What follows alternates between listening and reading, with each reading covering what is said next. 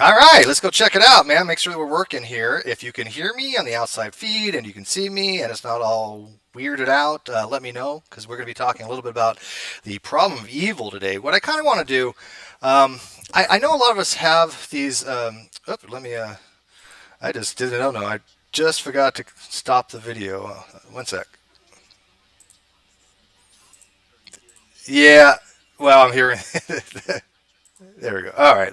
There we go. At least I know the audio is working, or at least that part of the audio is working. Oh my goodness. Okay, so what I thought about doing was kind of breaking down these arguments that we talk about a lot in more of a simplistic way, so people kind of understanding of what they actually mean from a layperson's point of view. Because obviously I'm a layperson, but I have some understanding of some of these topics.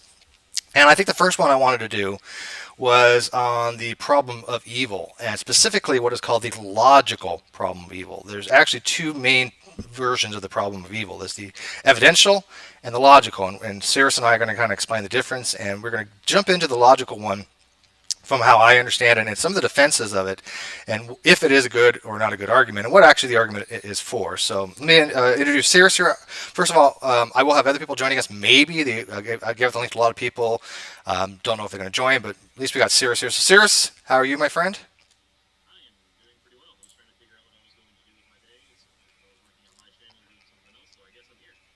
Ah, they say I have low bit rate. I have 5,000 bit rate, but I can turn it down a little bit if you guys want. 1 second.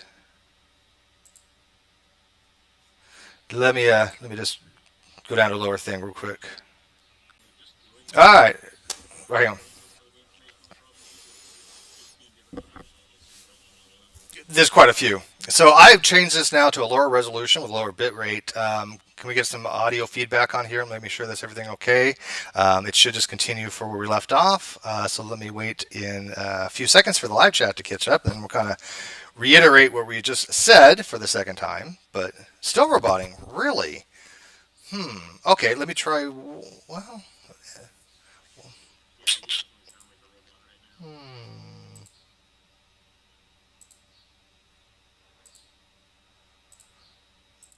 okay. Did that fix the problem? Does that sound better? Testing one, two, three. Audio.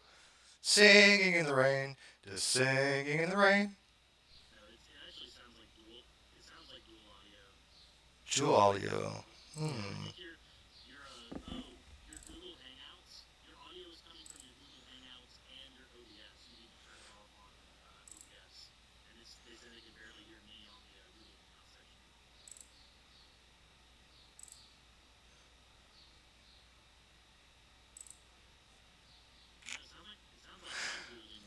Yeah, that does sound.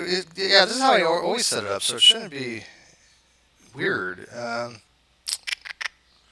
fact, this is kind of how I always do it. So default, default. Let's figure this out here real quick.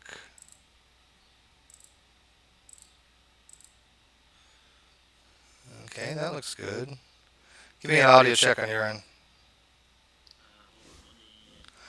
I don't know. I'm echoing through.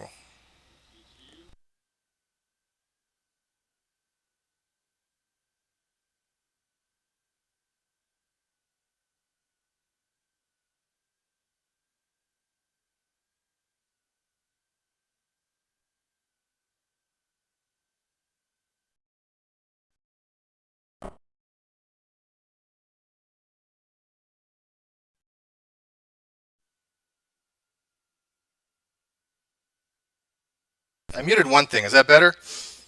And we can kick up Cirrus a little bit. Do I have an echo now? You sound good to me on my end.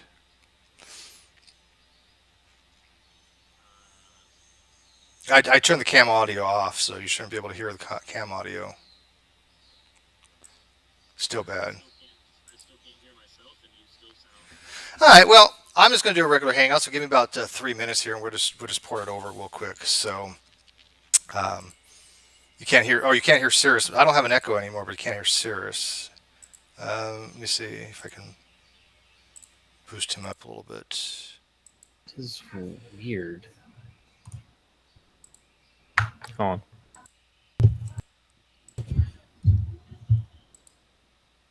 I'm going to give you a little bit of filter here. I'm just testing it real quick. Gain. I'm also going to try testing and seeing if I can go over here. All right. Can you guys hear Cirrus now? I boosted him up quite a bit.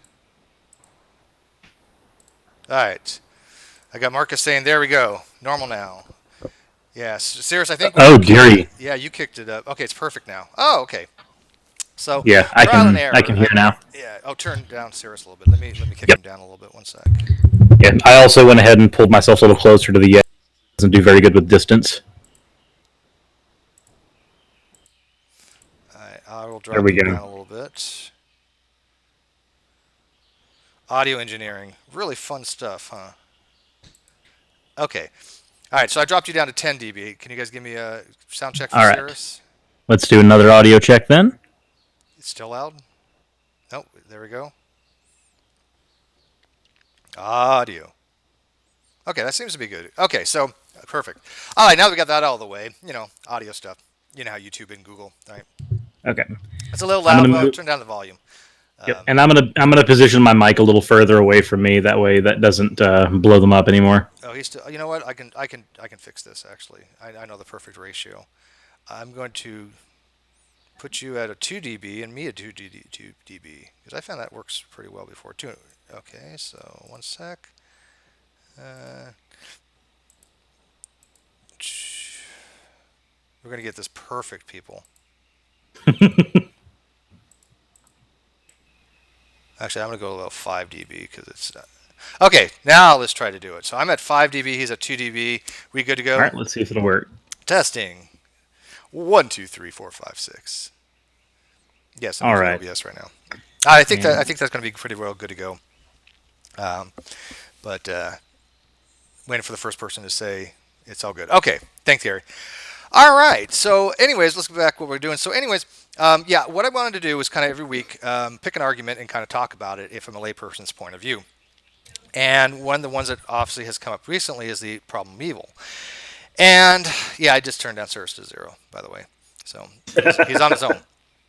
But there's a difference between the logical problem of evil and the evidential one. So I kind of want to talk about the difference and break down the logical one step by step and see if it's a good argument. Now, one thing we have to realize is the logical problem of evil and the evidential problem of evil are actually supposed to be arguments for atheism, not this I don't believe the theist kind of approach. It is for the atheist argument that God does not exist. That's what these problems are actually for. They're actually arguments for the philosophical atheist.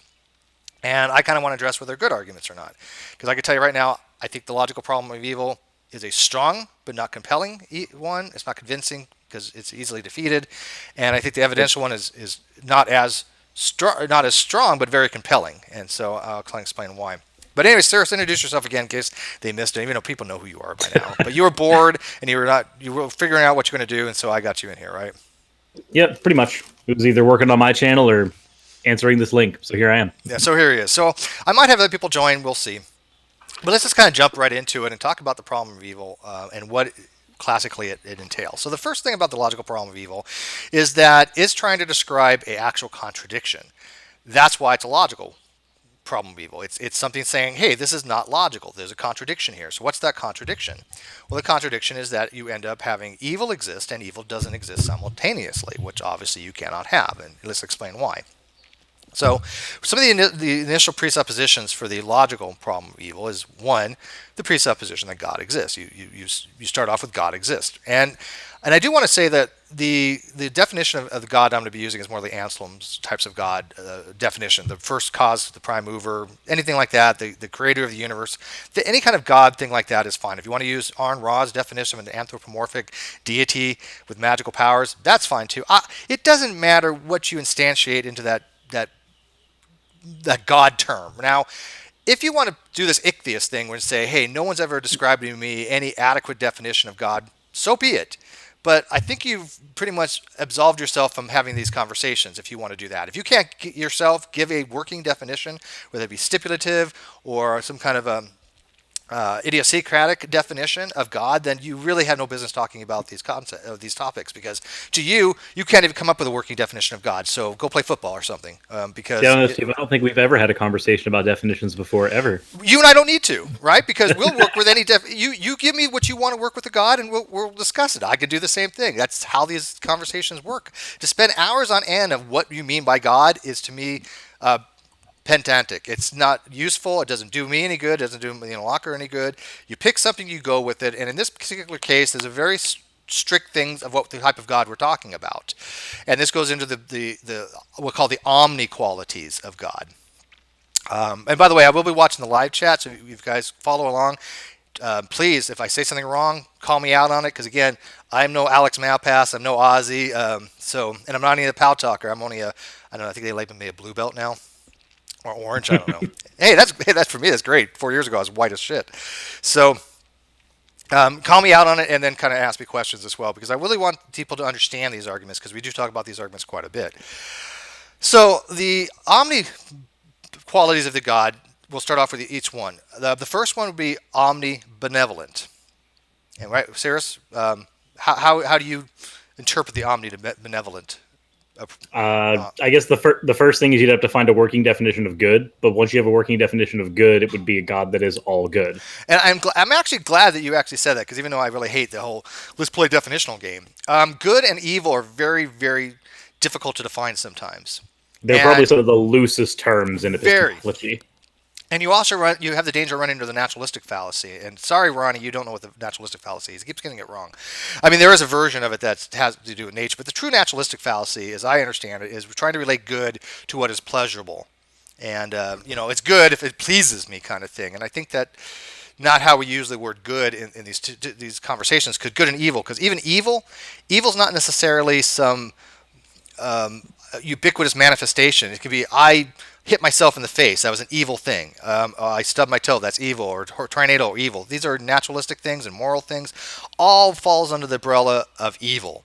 Not to mention, depending on where you're reading, like in a lot of classical literature, the word evil is used in a much broader sense than we use it these days. Absolutely, right. So when we're talking about good and evil here in the problem of evil, we're talking about things that just, you could actually say are not good. But I know it's kind of weird way to say it, but things that do harm, the privatization of a good, they call it, which is something that is opposite of good. So the omnibenevolent is a being that is all morally good, always wants to do the right thing, and I would even go so far to say virtuous. And that really will come into play later on, when one of the defenses that we may talk about is called the soul building of defense. And the problem I have with that one is that God's asking us to do virtuous things by building up, our character, our soul, but at the same time, He's not being virtuous by fixing this stuff. So that goes more the evidential one. But so omnibenevolent. So that's a property that this deity has to have for this logical argument to work. Another property of the omni would be omni words. Yeah, so many omni words. Omnipotent or omnipotent. Okay, and omnipotent would mean. How do you define omnipotent?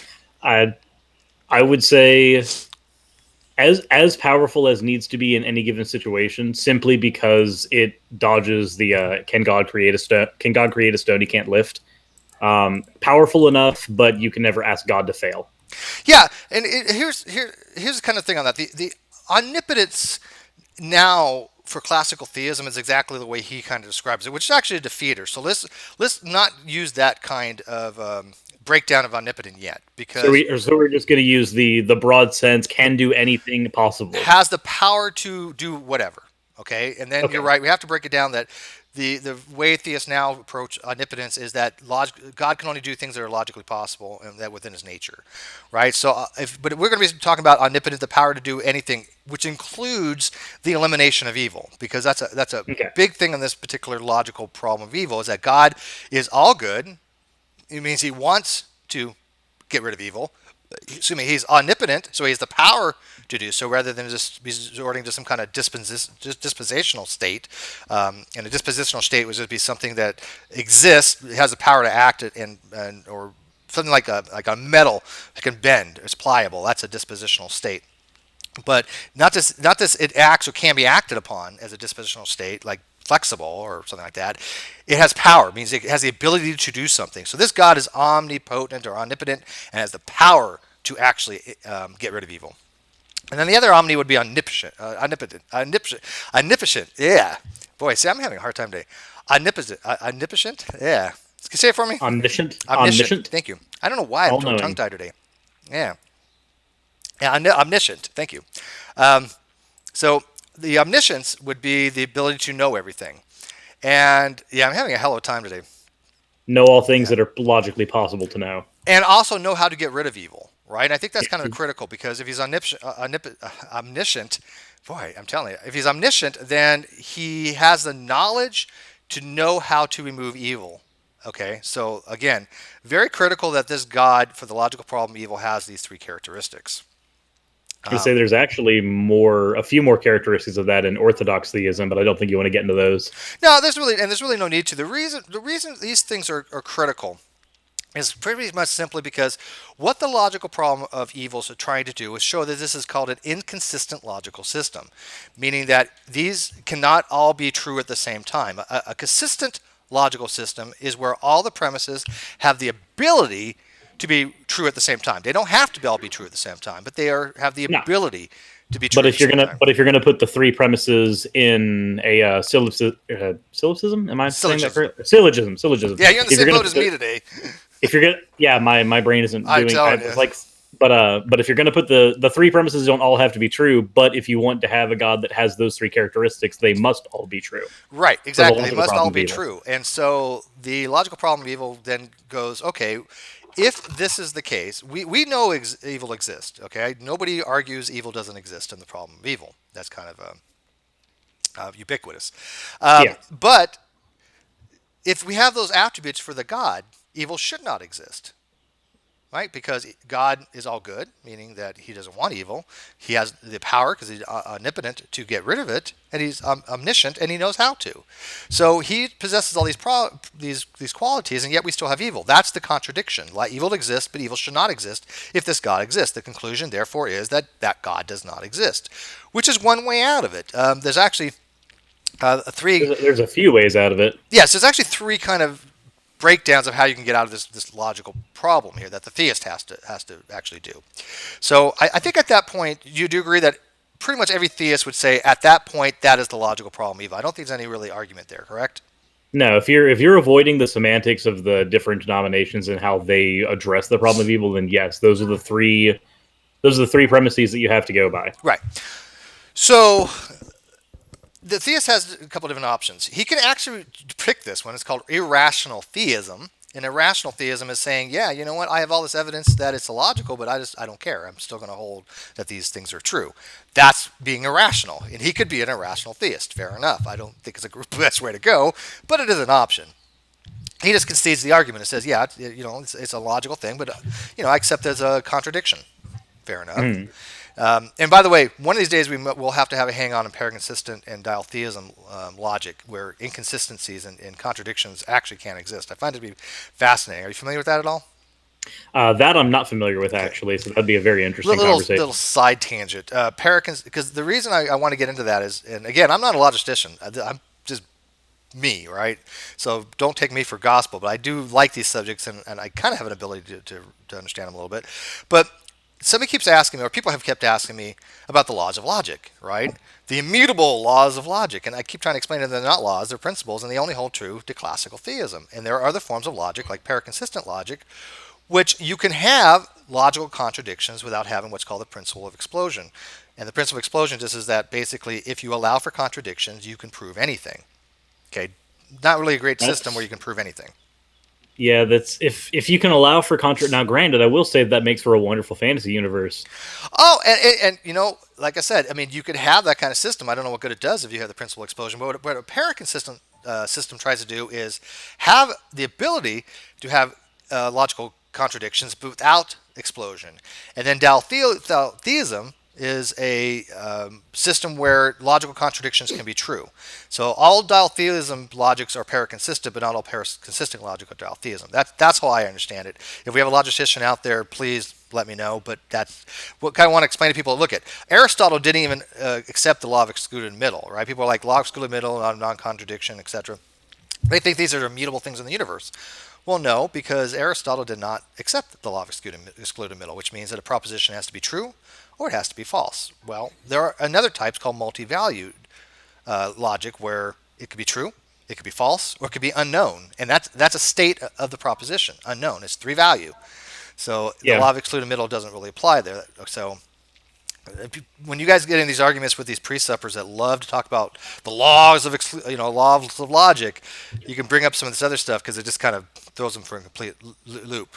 So Well, and it's no different than somebody saying, "Oh, well, who wrote the laws of gravity? Who wrote the laws of physics?" Like, well, technically, we wrote those laws because they're explanatory mechanisms to principles that exist. yeah, and I completely believe that. I think these are all descriptive. I don't think any of them are prescriptive. Yeah. That's what they want to really ask. Who prescribes these types of laws? I guess It's like and nobody prescribed them. We use the word law, and I think the word law in almost all of these areas it has its very specific definition based on where its usage is, and there's an equivocation here where we're using a colloquial version of law as opposed to what that law actually means. It's purely descriptory. Right. Oh, and somebody had mentioned this in the live chat. If there's lack of good, there's lack of evil. I don't think so, actually. As I understand, the privatization of good is evil. So that means that evil is the absence of good, if that's the definition that you're using for the privatization of good. That's how I'm interpreting it. But again, if somebody wants to say that's wrong, that's fine, and maybe they can tell me. But when I hear one of the definitions for evil is the privatization is good, I think, it is literally the absence of good. Okay, so now we have the logical contradiction after that little sidetrack, which we tend to do a lot. So we have a contradiction such that the evil exists and doesn't exist at the same time. So what's some of the other things that the theist can give up? Well, obviously you can say, you know what, God doesn't exist, right? That's an option. but most theists are probably not going to go that far. Probably not. I would say that the 2 areas you can go.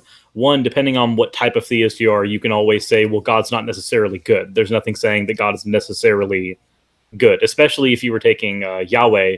I know that one of the principles of Yahweh is that he is supposedly good, but if you look at the things he actually does in the Bible, you don't have to necessarily say, well, he is good. No, he does commit genocide.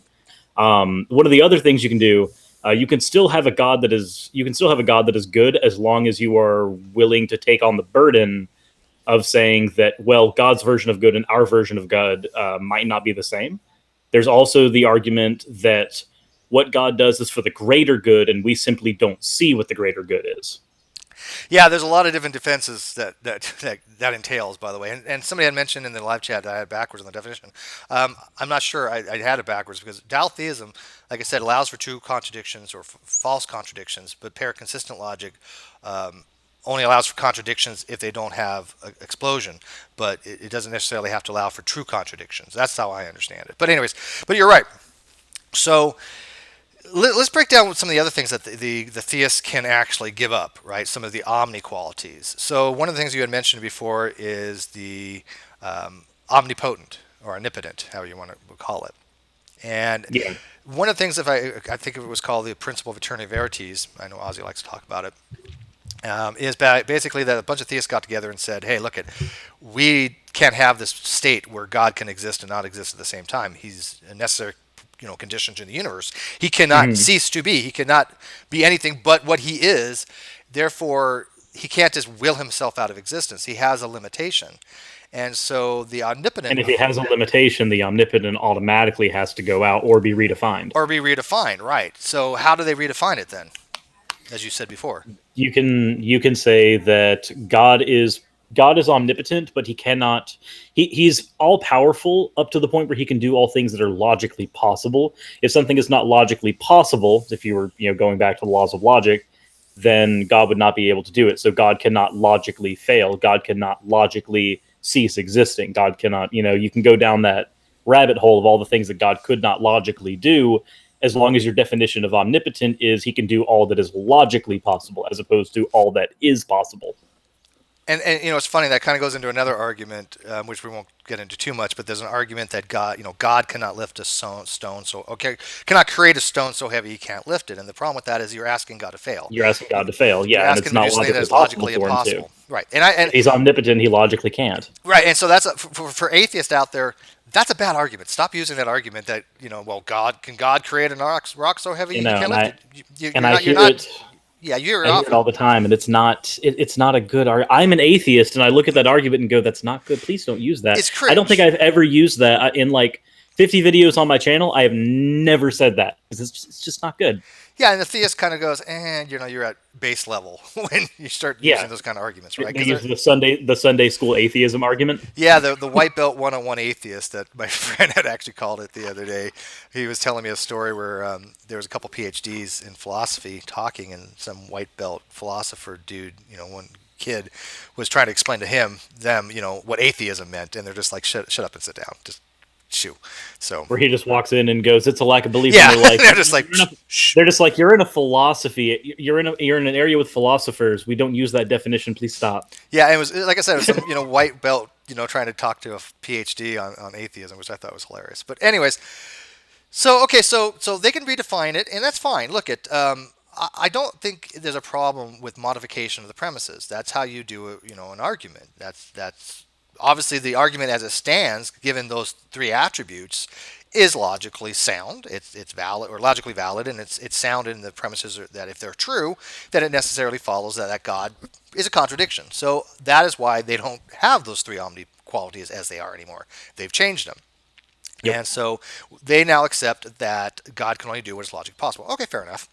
The other thing that they could change is God's knowledge, omniscience. And I don't know if you guys know about William Lane Craig and his argument for modalism and what his middle knowledge is. Have you ever heard of the molinistic approach to God's knowledge and foreknowledge, Cirrus? I've heard it a few times, and the definition that's going through in my head doesn't sound like it's correct, but it's that he knows all possible futures and he knows how to direct something to those, but it doesn't mean that he's a puppeteer. Yeah, the way I'm reading the way the middle knowledge works, and again, if anybody out there has a better understanding of it, let me know. But the way the middle knowledge appears to me is that God knows what you're going to do in a given situation. So if in situation X you're going to do A, and in situation Y you're going to do B, He creates a modal world, possible world, into actuality that you are going to be put in situation X such that you do A. So you still have the free will, but he already knows what you're going to do in a given situation, and he just kind of manipulates the situation, not you. Which I would say that's one way to get out of the standard issue of free will. And I know that we've had the free will conversation. That's going to be another topic for another discussion. Free will. Yeah, wow. there's a whole can of worms to open there, and I'm gonna stay far away from it because I already talked about it on the Non Sequitur show a little bit. Yeah, I mean, I remember the discussion Joe had with the Reverend, and I think Joe was pretty well right on, but I don't think they were having a dialogue because they weren't on the same page. Because the poor Reverend was accepting libertarian free will, but at the same time, I think he was kind of putting forth a deterministic viewpoint, and of course, libertarian free will is indeterminate. So, and that's what Joe was trying to run. Would the agent do the same thing given the same circumstances or not, or is there a random element? But okay, Yeah. sidetrack again. This is what we do on my channel. We just go from one thing to another. So, See, this isn't the Non Sequitur show, but there are non sequiturs on this show. oh, completely. It's hard. It's hard to stick on one thing, unless you're doing an actual video, which I don't necessarily do because I don't have the skill set. I'd rather do things in real time. This is what I enjoy doing, is having real conversations about these topics. People can ask in real time if they don't understand something, and I do enjoy trying to explain things, not just to see if other people understand it, but it's to see that if I understand it well enough to explain it, and if I'm not, people can correct me in real time. That is why I like doing these things. Simply because I'm a layperson, and I figure if I can understand these arguments, then why can't anybody else? Yeah, whereas I've got to look at my comment section, and then there's usually one person who goes, "Hey, by the way, this thing you got a semantic wrong," and I'm like, "Damn it, you're right, I did." Oh, that happens all the time. And it is a semantic thing. Usually, I don't think anybody's ever said that I'm aware of, it, at least in any seriousness, that said, "Hey, Steve, your conception on this is just foobar." I No, haven't. it's usually that you got one of the bits and pieces wrong, not the Right, mechanism. right, and that's completely understandable. It happens all the time, right? But you know what? When they correct it, you go, "I'm not going to make that mistake again," right? So, Oh yeah, all right, so that's another aspect, the middle knowledge that they can maybe kind of invoke, and the other one would obviously be the omnibenevolent, or the all good, and that gets into a little bit of a quagmire of what it means to be all good, all virtuous.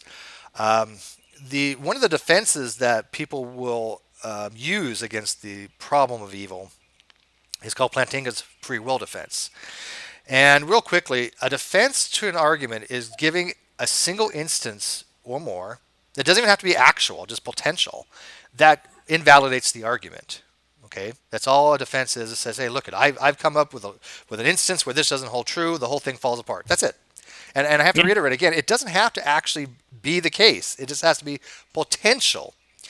While a theodicy, well, you might have heard that word theodicy, would be an argument more for evidential evil when you're coming up with a whole paradigm of reasons why they're evil. It's a much more detailed explanation. So a theodicy and a defense are not quite synonymous in this particular case. So you might hear them interchangeably, but that's how I differentiate. A defense is just, you know what, you've come up with an instance where the logical argument fails, and in a theodicy, I'm creating a whole long explanation dealing with why there is evil for the evidential problem of evil.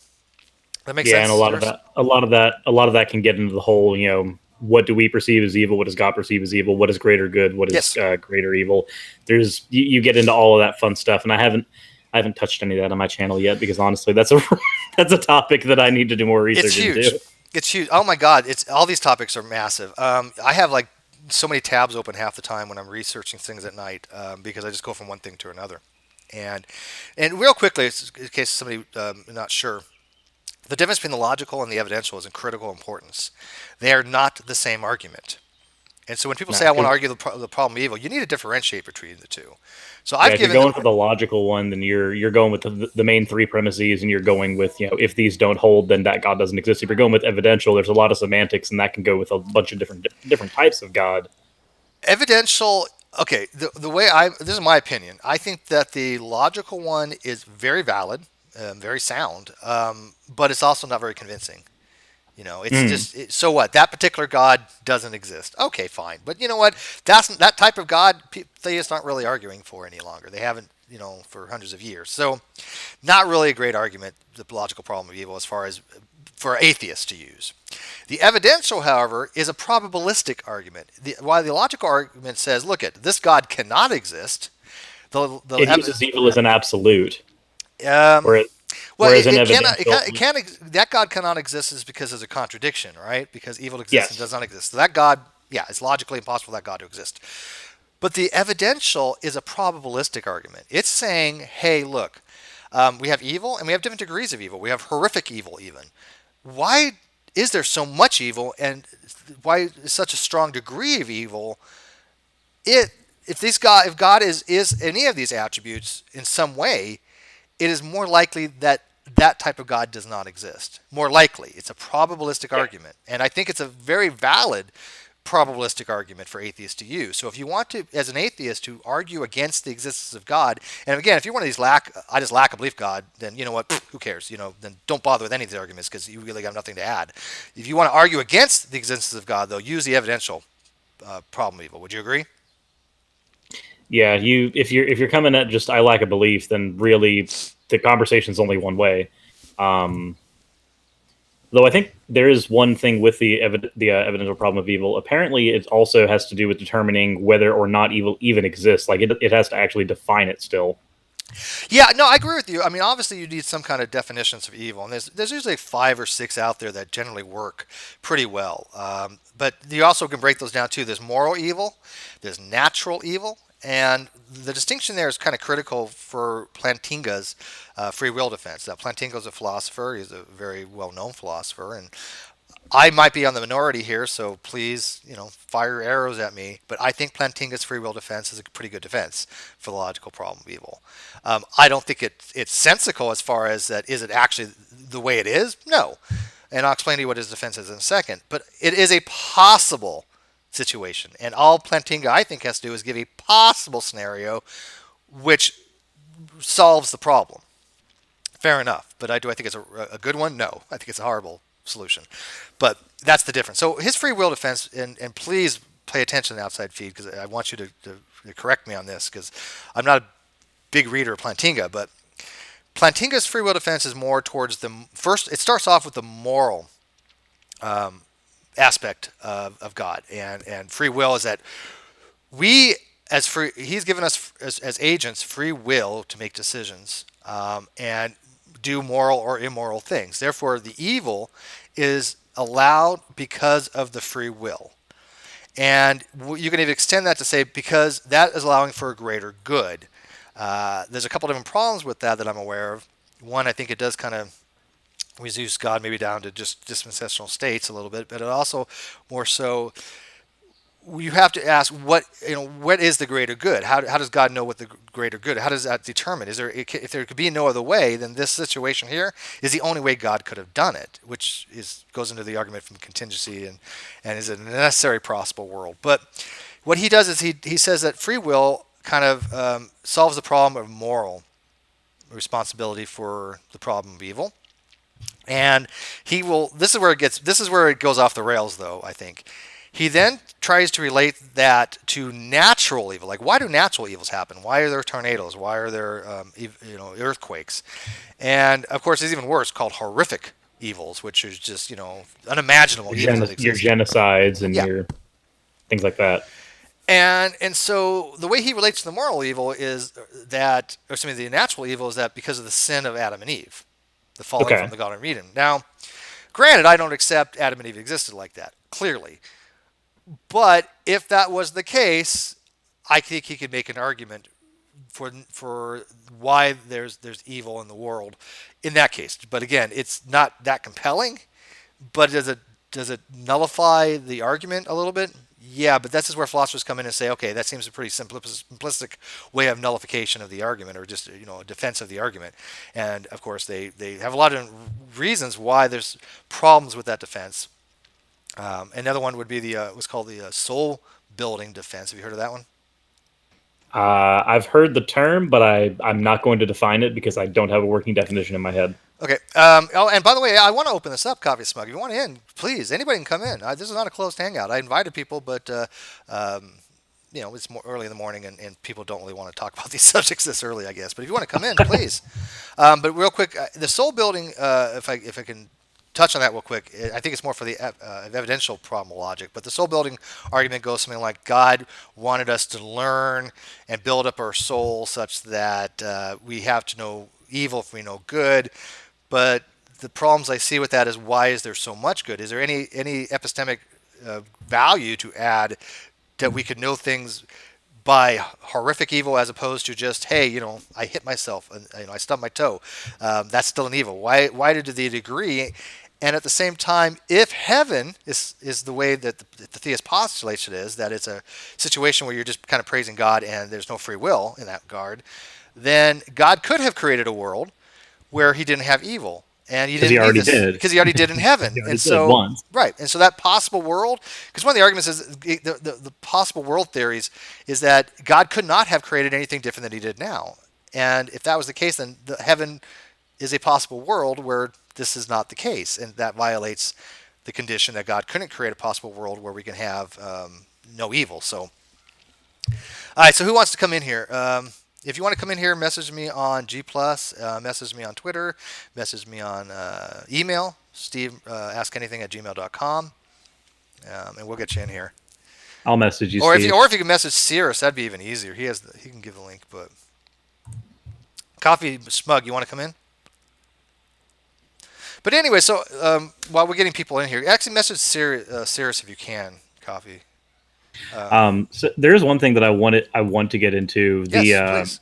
So the moralistic and the moralistic arguments for God and the problem of evil and all of that, do they, in your opinion, strictly deal with God as an agent, or could they also be applied to God as an abstract? Um, Probably both, but here's where it gets really weird. And I discovered this the other day, and I showed it to a friend of mine, and he didn't know about this either.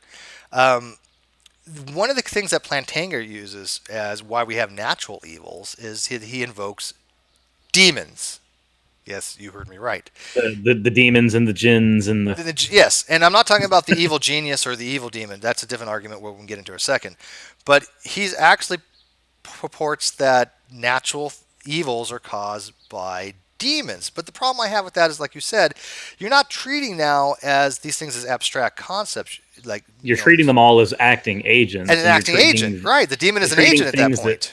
You're treating things that we have very solid naturalistic explanations for as working agents. And so, in order to do that, you have to assume that the agent is knowledgeable of every possible mechanism to cause a natural disaster. And if an agent says, I want to make a tsunami happen, the agent does not make a tsunami happen. The agent has to go and create tectonic shifts in order to start the process of having that happen.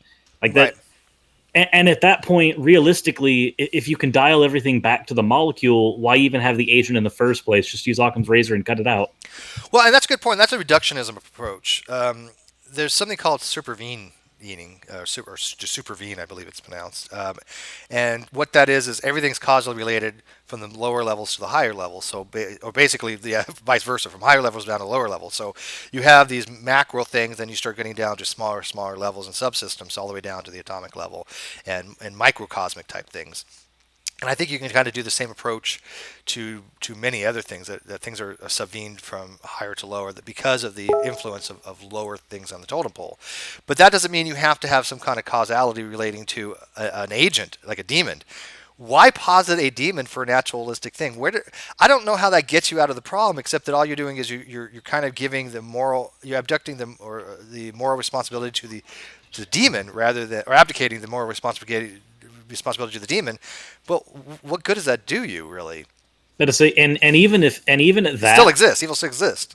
Even at that, not only does evil still exist, but if you have a god that is all powerful, not necessarily a god that is puppeteering everything, because obviously if you got philosophers like William Lane Craig who will challenge you on that, but you have a god who's engineering a scenario where these things are going to do what they're going to do. That god is engineering a scenario where that demon is going to do, or say it's going to cause an earthquake. Mm-hmm. And then that earthquake is going to cause 3,978 deaths.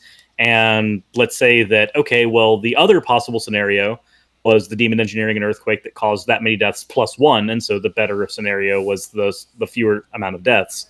But that doesn't get you out of the fact that you could have also just not had that demon do it. It's still evil, even if it's lesser. It's still evil. The demon would still be an agent, and God would still be not only allowing it, but to an extent, pushing things in that direction. Yeah, well, exactly. If one less atrocity was committed, one last death occurred, that would be a different possible world. I mean, when we're talking about possible worlds, we're talking about these are what's called modalities. They don't necessarily have to be actual worlds. This is the actual world, but a possible world be something that has the potential to exist. You can get into modal ontological realism and things of that nature, but for what we're talking about, all it has to do is the potential to exist, a possible world. Yeah, it has nothing to do with the many worlds hypothesis. No, nothing to do. Yeah, people conflate those all the time. Thing. Yeah, it's not.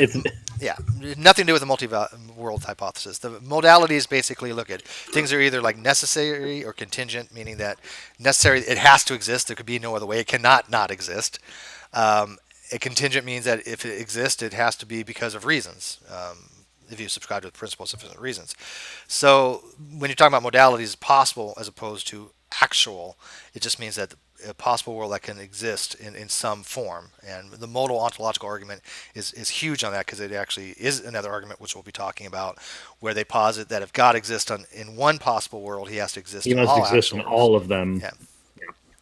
Which, I don't think, I don't obviously, give much credence to any of the theological arguments per se, but I think that the modal ontological argument is highly, it's not treated as respectful as it should be. It's actually a really good argument, I think, but it fails. But I mean, it's not as easy to deconstruct as people make it out to be. But maybe that's just You can't just take, say, the and I'm not saying this to throw him under the bus because I love Aaron to death, but you can't just take the Aaron Raw approach of going, well, it's nonsense, so I dismiss it. yeah. And I gotta admit, years ago I did think that way. I thought it was okay. You're just kind of poofing God into existence. You're defining God in existence. But when I looked at the modality of it and stuff like that, I think it's a little more complicated than that. But anyways, Yeah. we have a theist We do. in the room. Dun dun dun. Actually, one of my favorite theists, Ochi Wawa. He decided to join us. You want to do a mic check there, Ochi? Hey, Hey, buddy, how you been? pretty good. I'm actually sick right now, so if I don't, You sound like crap. yeah. Yeah, go You should, get some chicken soup, man. you should definitely But, get feeling better. Yeah, I mean, you sure you want to be on here if you're not feeling well, unless it like No, takes your mind off it's things. fine. Okay. It's fine. Okay. I'm on the other end of it right now. So But, you want to add to this, man? I mean, where's your stand on the logical problem of evil? First, do you think that the problem of evil logical is actually a problem? Because I think that's kind of the first step. Because I definitely think that the logical problem of evil is a logical problem. Well, I mean, it depends on. Obviously, I don't think that it ultimately works because otherwise I wouldn't be a theist. But I mean, I think not that it's necessarily. probably one of the better arguments out there for sure. But I mean, my issue is so I think that you're kind of jumping ahead here and assuming that God necessarily has to like create a good world because like I mean this seems to be like something that came out of Leibniz whenever he said that God has to create the best possible world. Mhm. That's something that other theists like Thomas, for example, they wouldn't agree with that. They think that God could have created a better world and he just decided not to because God has the free will to create whatever world he wants. And I don't know. It seems to me like saying that um, that God has to create the best possible world in order to be good is presupposing that God is somehow dependent upon the world for his goodness. Yeah, there's a couple problems I have with that, and I agree with you. Thomas and other, would probably be like that, but I do think Leibniz does think that this is the best possible world for God.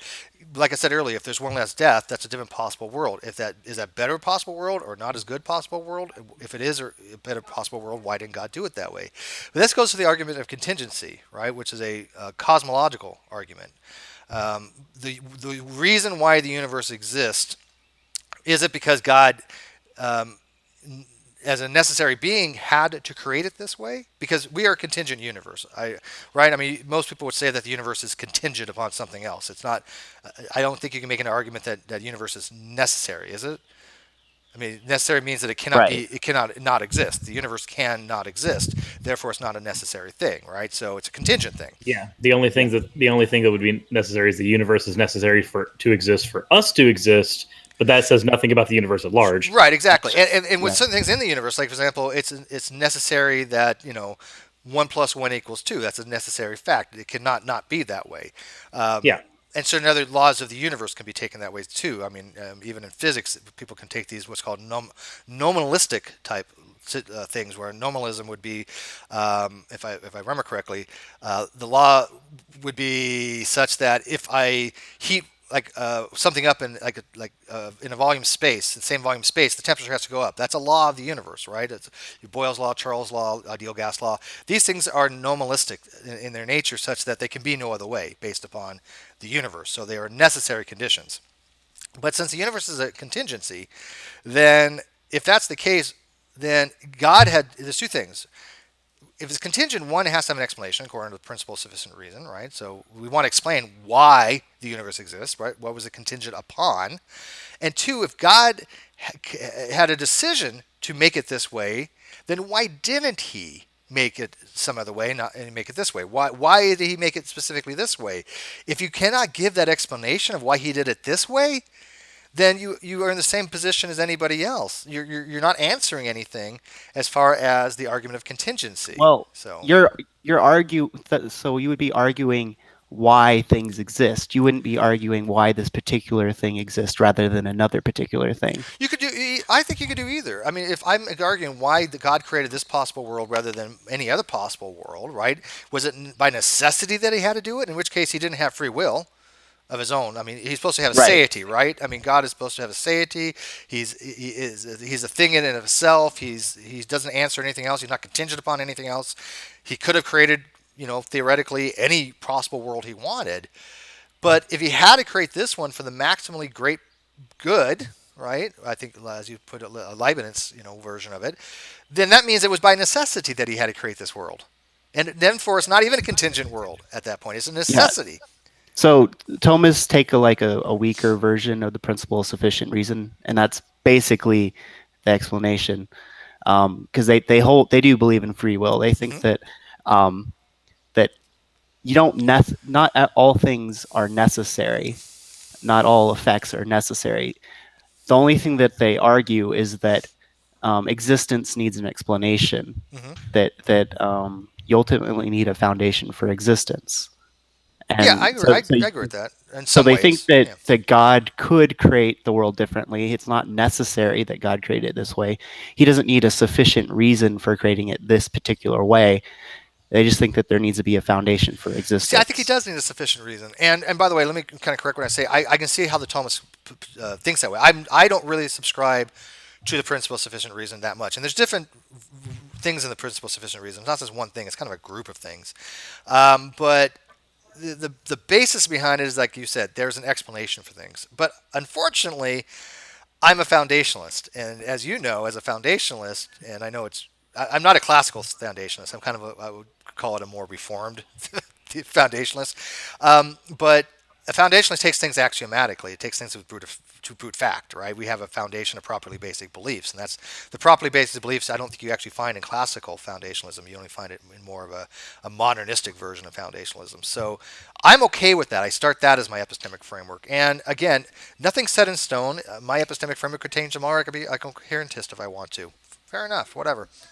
But right now, I just tend to foundationalism. I found it simple. I found it easy. I can work with it. I like properly basic beliefs, but they're axiomatic. And one thing about a brute fact, or an assumption that you take presuppositionally, is that it doesn't have a cause. It doesn't have a reason. You can't justify it. There's no inferential justification for them. So the principle of sufficient reason goes to shit if you're an evidentialist. If you're a foundationalist. So. Would you agree on that? I like keeping my framework coherent. I think that I don't agree with your framework. I would be I would believe that in self-evident truths, but given your framework, I think that you're being consistent. Yeah, that's what I'm looking for. Yeah, I don't expect people to agree or so much with my framework. They don't have to adopt it. I'm not concerned with that. I'm just concerned with having a consistent one, right? Because you look at no people are going to think exactly and I'm not suggesting one is better than the other. If you want to be a coherentist, great. If you want to be a found-herentist, fine. If you want to be a foundationalist, fine. I do not think one is somehow better than the other. They all have issues, and obviously with foundationalism you run into a problem with arbitrariness, and with coherentism you run into a problem with circularity. But whatever makes you happy, right? I think that you could build something as long as you're consistent. Now, you say you don't subscribe to the PSR though, because that's unusual for most theists, though. It's a weaker version, so I think that the way that they put it is that ultimately everything has to be coherent. In other words, the principle of proportionate causality, for example, that all the effects have to pre-exist in their cause. That's one thing that we accept. Okay. But we don't accept that I disagree, necessarily. Yeah.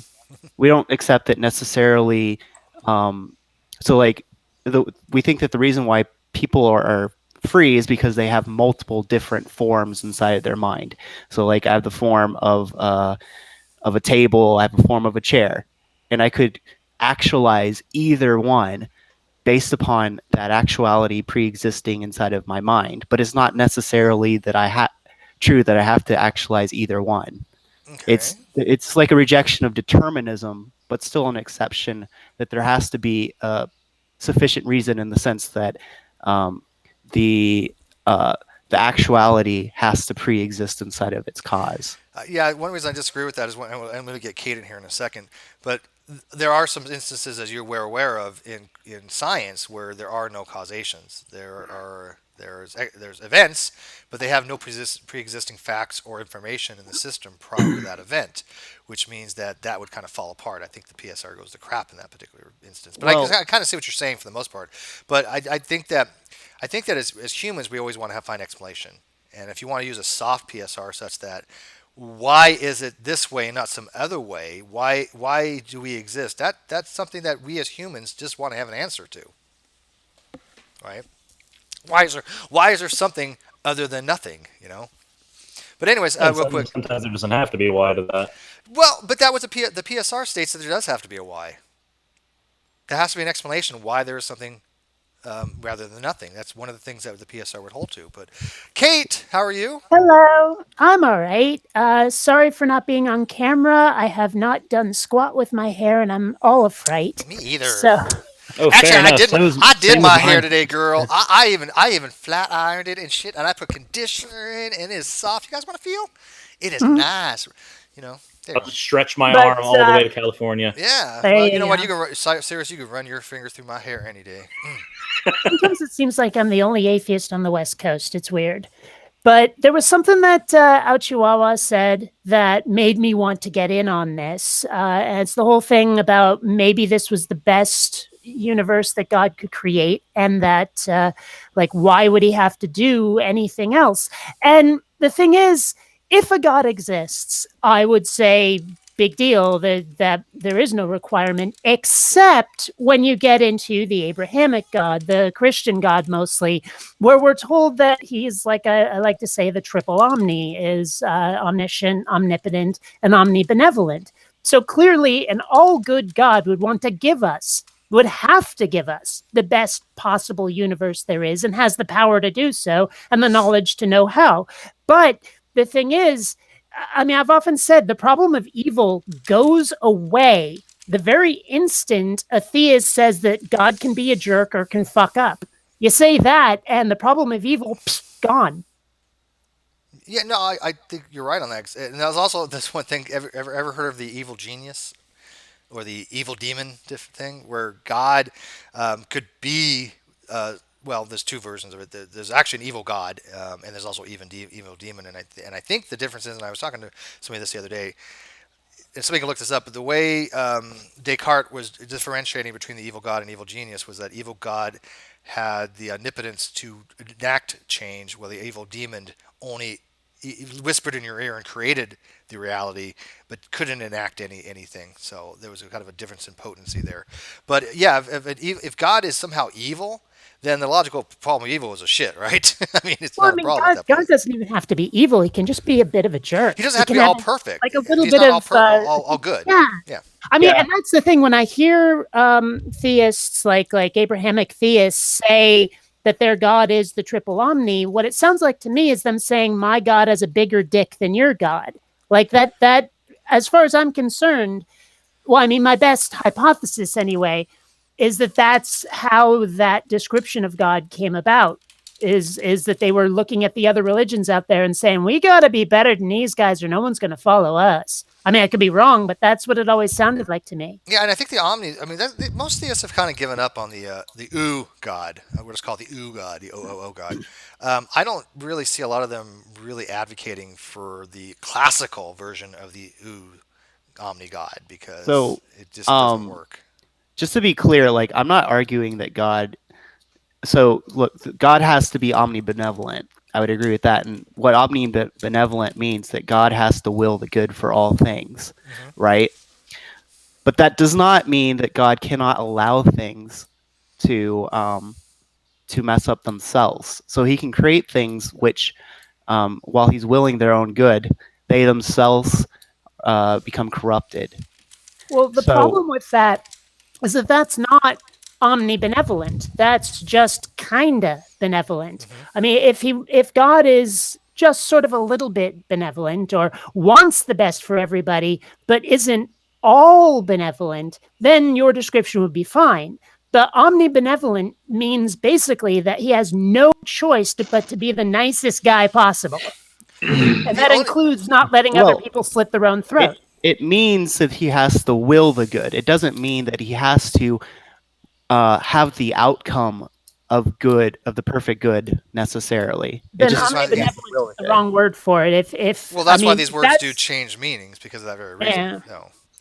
And also, look, God. One could make the argument that God allows a little bit of evil for the greater good, and I think somebody who just dropped in might expound upon this. But if that's the case, you're kind of saying that little good or that little evil is actually a little good, and then in which case there is no differentiation between good and evil. If you're allowing some type of evil for a greater good, and that evil is actually doing good, making it good.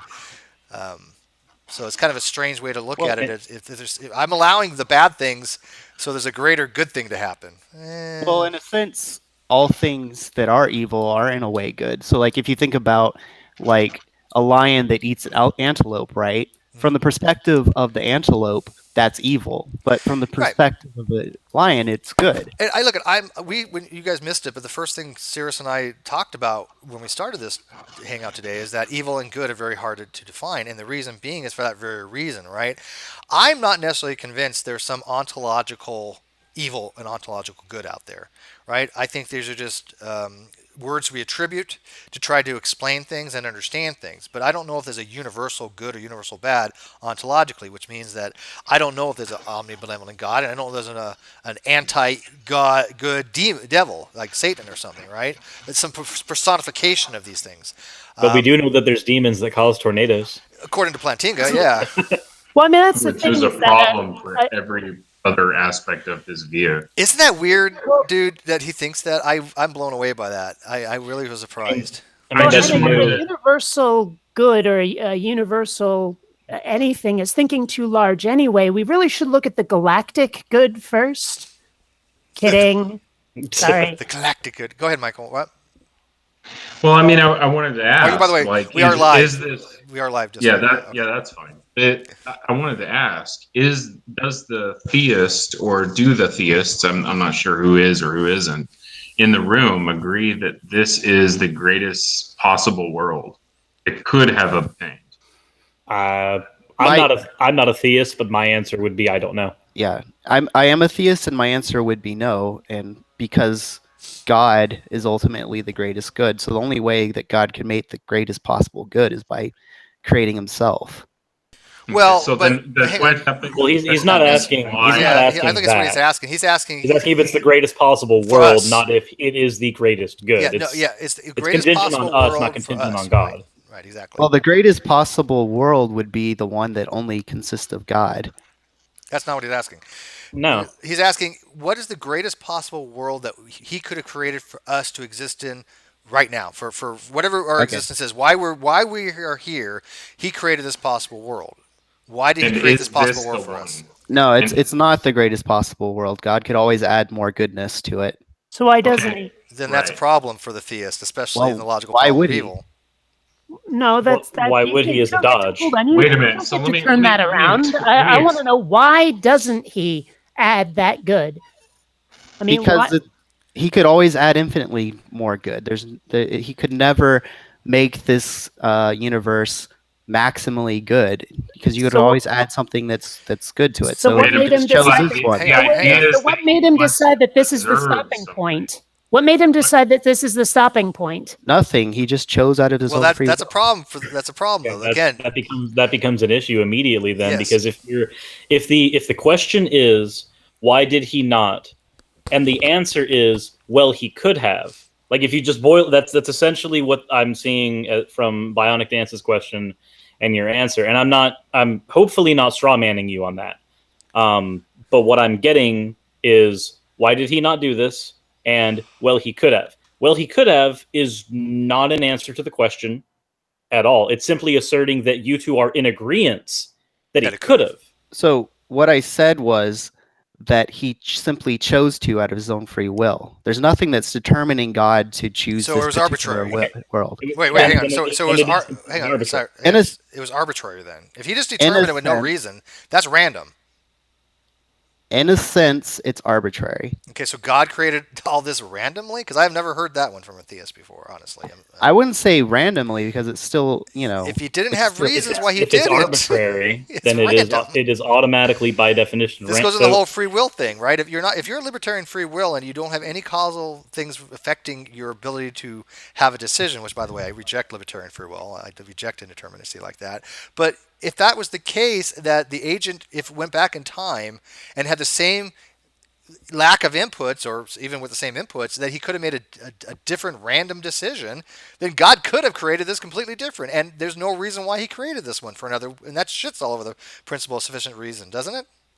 I mean, if you want to put it that way, sure. I mean, like I said, I don't accept a strict, version of the principle of sufficient Right. reason.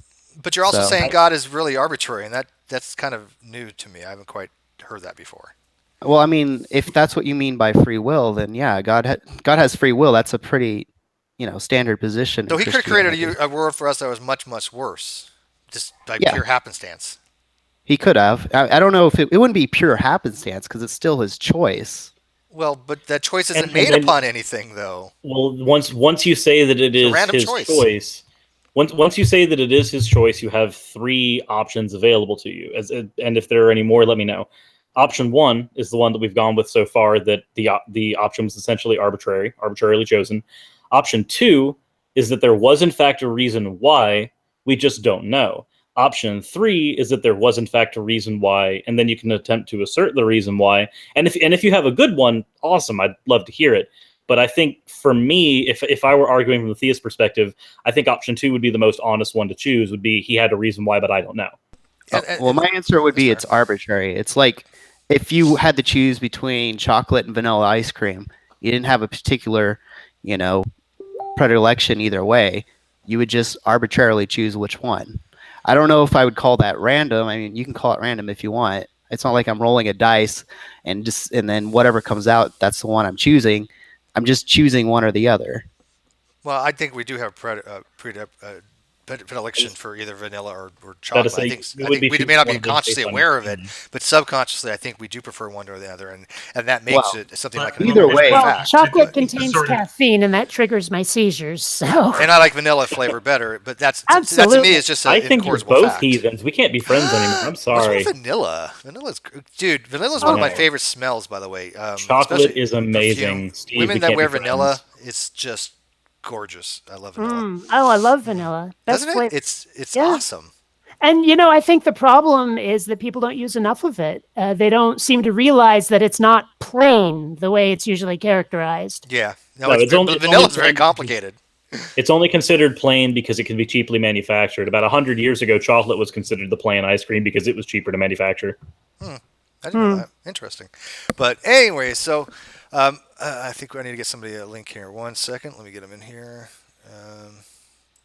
Well, I mean, the question is still open, right? If this is not the maximally good universe, which a necessary being created, contingent beings with free will, then what explains how the world is ordered? And if it's not ordered by God's providence, in virtue of what is it ordered in this way? He would just say it's arbitrary, but that's not an explanation, though, I don't think. Well, that Right. and That's why- just. Go ahead. Oh, well, why would God create a universe in the first place? I've never seen an explanation for that either. It's like, are we just some big game of The Sims to God, or what? Well, that Well- would go into the soul building concept, I'd- the theodicy. Well, I I think- would go into love, really, right? I would think that we're a big game of The Sims, but specifically published by EA because I think God is the same way. But that's just me. You mean, And also, just because God didn't choose, have any particular reason for choosing this particular universe, doesn't mean that God didn't order the universe in this particular way. well, that's two No, but different I'm things, saying though. if he providentially ordered it this way, right? Mhm. But clearly, there ought to be a reason if what we're talking about is an agent who providentially ordered Especially it. an this way. all-knowing agent. I mean, if we're going to posit that he's omnipotent and omniscient, that he has the power to do it and the knowledge to do it, he's going to know why he did it this way. Would he not? Oh, and that's why I made the distinction earlier in the conversation. Does this specifically apply to God as an agent, or can it also apply to God as an abstract? Because those are two entirely different conversations. Right. Yeah. Well, But, I mean, God, as described, I mean, seriously, he's just too perfect. I mean, I said it before, the triple omni makes God too perfect. He needs some flaws to explain some of the shit we see. Or at least some self-imposition. because look at when you came in, Ochi, and you said that the logical problem of evil, you're not really that much buying into it because you would be not a theist any longer. I don't think that's true. The logical problem of evil is very sound. It's just easily defended against. So as long as you have a good defense against it, which would be, like I said, changing the type of things for the omnis a little bit, or coming up with examples where it's not always the case, those would be a valid defense. But that just eliminates a very specific type of God. But as Kate pointed out, though, that omni God, that triple omni type of God, I don't see a lot of theists positing that specific type of deity any longer because of the logical problem of evil. Which is fine, because it does discount that possibility that God, that particular God, cannot exist. It's just logically impossible. I think that's kind of I don't know how you can get around that, but that's fine. You don't have to posit that type of God. You can posit some other type of Christian God. And that's what most of them do. They add into the caveats, well, a God can only do something that was in its nature and that is logically possible. That's how you get out of the logical problem of evil. Well, I mean, it's been a position of Christianity from the beginning that God has free will. So, but just to make a distinction, just because God arbitrarily decided to choose this universe rather than another one doesn't mean that it's not ordered in a particular way, because there is a sense in which there is a necessity, because since God cannot be caused by anything that God creates, he has to only do so willing himself as the end, because the end in a way is a cause of anybody's willing. But that just means that these mental states of God are contingent facts, which require an explanation, which is necessary. But does he have? Does he actually have those mental states? Not to mention, I don't think any of us have actually posited that I haven't heard any of us make the argument that the universe, if God created the universe in this particular way, it was not ordered, and any universe that God made would be ordered in some way. Would be ordered in some form of fashion. Even if I made that seemed chaotic concession in my question. That was a contingent of my question. Yeah, even right. if But it my was point is that it'd be ordered by him. My point is that there is a degree of necessity there, that God has to ultimately will things, and willing himself as the end, which means he ultimately has to will the good, which means that he is omnibenevolent. But that doesn't mean that he has to will particular things. He only needs to will things and willing the end, but there's multiple ways of doing that. Well, so then that means that God's mental states, right? His intentionality is contingent. And contingent on what? But that seems against everything that they posit for a God that doesn't have a contingency. Not to mention saying that an omnibenevolent God wills good, and that automatically makes him omnibenevolent. That changes the omni. It changes the definition of omni, which is a good thing. It changes it quite a lot. But if you're using that as evidence for the standard arbitrary definition of omniscience, it's not an explanation of that. It's actually a completely fundamental change of that definition. It changes the definition such that God is now logically possible in your worldview, and that's fine if that's what you need for your epistemology. But it becomes an entirely different argument, I think. Yeah, well, it changes people. Like, I've heard people describe God as maximally great rather than benevolent or all that, where it's like he's as great as it's possible to be, which implies one a cannot limit. imagine any greater. That's Anselm's version, was that God is what can be imagined, that none other greater can be imagined. That's one of the conditions. I don't know about the imagined part. It's just they make it sound like there's a ceiling of power, and God hits that ceiling, but it's not like completely powerful with no limits. Yeah, it's the same thing as being maximally logically powerful, maximally logically loving, maximally. Right. And that leads to the question of where the heck that ceiling is. Sure, I think the honest answer is no. Yeah, I don't think there actually has to be a definition of what that ceiling is. I don't think you really have to say, okay, what is that ceiling? You can posit just a maximally great being. I don't particularly take issue with that. Does anybody else? Well, the thing is a lot of people will cash this out in like perfect efficacy of the will or perfect freedom, right? But then even the philosophers that have cashed out omnipotence in this way I've said that there's no way to cash out perfect freedom. Yeah, There's I no- wouldn't know how. It I don't know doesn't where to ground either. out Right. anything. It just essentially means nothing. But these aren't really grounding problems, right? I mean, that's the thing. If you're going to posit something that's maximally great, grounding that into something for something is a completely different thing to me. So if I want to posit a God that is maximally good, I can just say it's maximally good for the reasons for which He wants to have the outcomes for. If I want X to be, I have a maximally best possible scenario to obtain X. Right, and what that best possible scenario is, I don't have to tell anybody. I don't have to define it. I can just say that there is some maximally great plan to get to the outcome that I want. That's the way I kind of look at it. And God, being all-knowing, would know every type of possible world. So I think there has to be a reason why He picked, if He exists, He picked one particular possible world over another. I don't think this arbitrary thing works for me. That God just, yeah, you know what? This if it was arbitrary, then it can't be the maximally best possible world, because it couldn't be, unless you're relying on some kind of weird interpretation of the Eufropro dilemma, saying that, it's good because God commanded it. It's good. It's maximally possible world because God made it that way. Is that the kind of direction you're going with? That just happens to be the best possible world because this is the world that God created, or did He create this world because it is the maximally great, possible world? I think you guys have misunderstood. I don't understand how this is supposed to be the original meaning of omnibenevolent. Benevolent literally means to will the good, Yeah, I'm and not disagreeing omni with you on means that. omni means all. Yeah. So omnibenevolent just means to will all the good, always I'm not will the disagreeing with you in good. classical theism. That's what it would be, right? I'm not saying that it's not the will. Yeah. So much. So I mean, right? we just But disagree. the problem is when you couple that with omnipotent and omniscient, that's when you start to get into the limit of what is good just doesn't exist if you're omnipotent.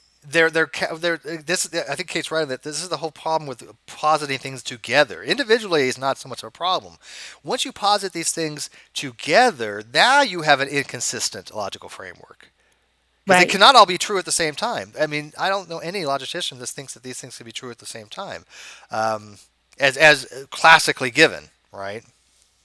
It's like saying you're 100% merciful, yet 100% at being giving justice, dispensing judgment. You cannot have one or the other because one literally is a suspension of the other.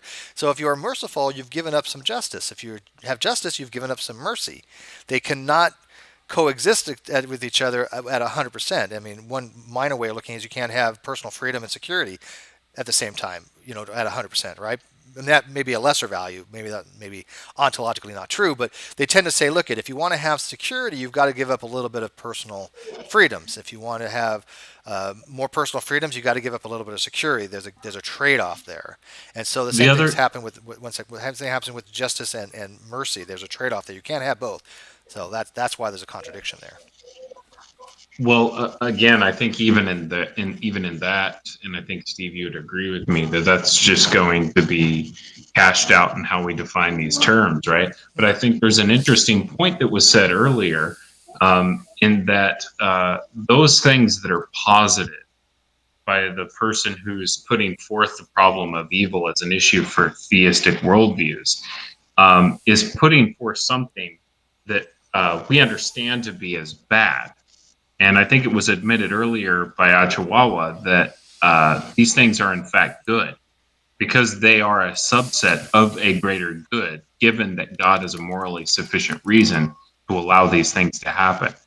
And and before we move on, perhaps we should allow him to clarify that in case I'm misrepresenting.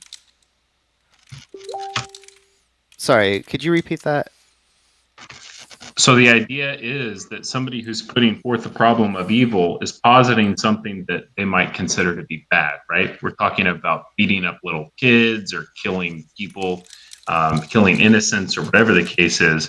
But the person who responds to these objections, right, is going to want to say that there is some morally sufficient reason that God has to allow these things to happen, which makes these things a subset of a greater good. Right. So my question would be, in virtue of what is the theist going to ever say that these bad things that happen right, that I would call bad, right, like beating up little kids, killing innocent people, is in fact bad, right? If the goodness is grounded in God. I think it's a good question. So you're asking me how? So here's the thing. So look, all I'm saying is that God wills the good. So look, when He wills, like for example, for people to have free will, um, to like to abuse a child, right? He's not willing that the person will abuses a child. He's willing that people have the free will, which they can therefore use to abuse the child. Same thing, like when a lion eats an antelope. God isn't willing that the antelope ceases to exist. God But is you would willing say that that's bad, right? it's in a sense it's bad, in a sense it's good. Okay, so I'm asking you, in what sense is it bad? In virtue of what are you saying it's bad? What are you grounding that in? Okay, so it's bad in the sense that it's not actualizing a potential that it has. This would be the Thomistic idea that everything has a natural end, and whenever they don't fulfill that natural end, then it's not good. So, Okay. for example, whenever the antelope is being ripped to shreds, it's not fulfilling its natural end of having an intact body, an antelope body, right? But the lion in particular is fulfilling its natural ends and eating the antelope. But that just makes it relative. That's right. Right. You're smuggling in consequentialism here. And what we're Yeah. asking you to do is, if the good is grounded in God, then it seems to me that anything that's in accordance with His will, which we would agree that everything happens according to His will, because the world is ordered providentially by God, that anything that we might consider to be bad would ultimately have to be good in virtue of its being a subset of the greater good. Which means that everything that we think is evil is good in the greater good to God if it's grounded in God. Well, but part of the problem is that we have sort of an ends justifying the means issue going on. I mean, if there is something horrible that happens for the greater good, when you've got a God who could just poof it so that it is good without having to have the evil happen, well, that's another problem. Coffee had asked, and I agree that because again, it's appealing to consequentialism. But Coffee wants to know, Chi, why is it fulfilling natural end is good though? What makes something good just by the fact and virtue that it's fulfilling its natural end? Now you can define it that way, but what are you grounding that upon? What makes it inherently the case that fulfilling natural end makes something good? Well, I mean, that's what we mean whenever we talk about good ultimately. So, like, whenever we talk about, so if I draw a circle right now, and the way that you will determine whether or not it's a good drawing of a circle is whether or not it actually is, representative of a circle. If it has a perfect, or it doesn't have to be perfect, but if It has a comparator. Right. Okay. So it's ultimately, whenever we're talking about whether something is good, we're talking about whether it fulfills what it is. So I don't think that's really answering the question of what it's grounding in, though. And by the way, real quick, And that's certainly not how I define good. I don't either. But do circles exist? Say no. Perfect circles don't exist. Which is a circle, so. But under Thomism, we would say that there are circles that are not perfect that exist. Which are imperfect things, which are just merely representations of a concept or an idealistic concept of a theory of form, right? So circles and triangles don't exist because there's no such thing as an actual one. They're all representations of a form, of a concept. Yeah. That wouldn't follow under Thomism, though. Well, Thomism, yeah. Who gives a shit about Thomism? Yeah, no, I'm just kidding. Yeah, the only people that follow just offering the ism or the ist is not going to answer the question, right? Like, just because we can conceive of an epistemic or theological point that coheres with this view does not mean that view is right. We're asking you to cash out this view such that it's coherent. Yeah. Right. Like, so if you ask me, why do you believe this? And I just say, look, I know I believe it because I'm a particularist. That doesn't answer the question of why I believe it. Well, right? So I understand that there's probably some view of Thomism in which that's coherent, but we're asking you to cash that out.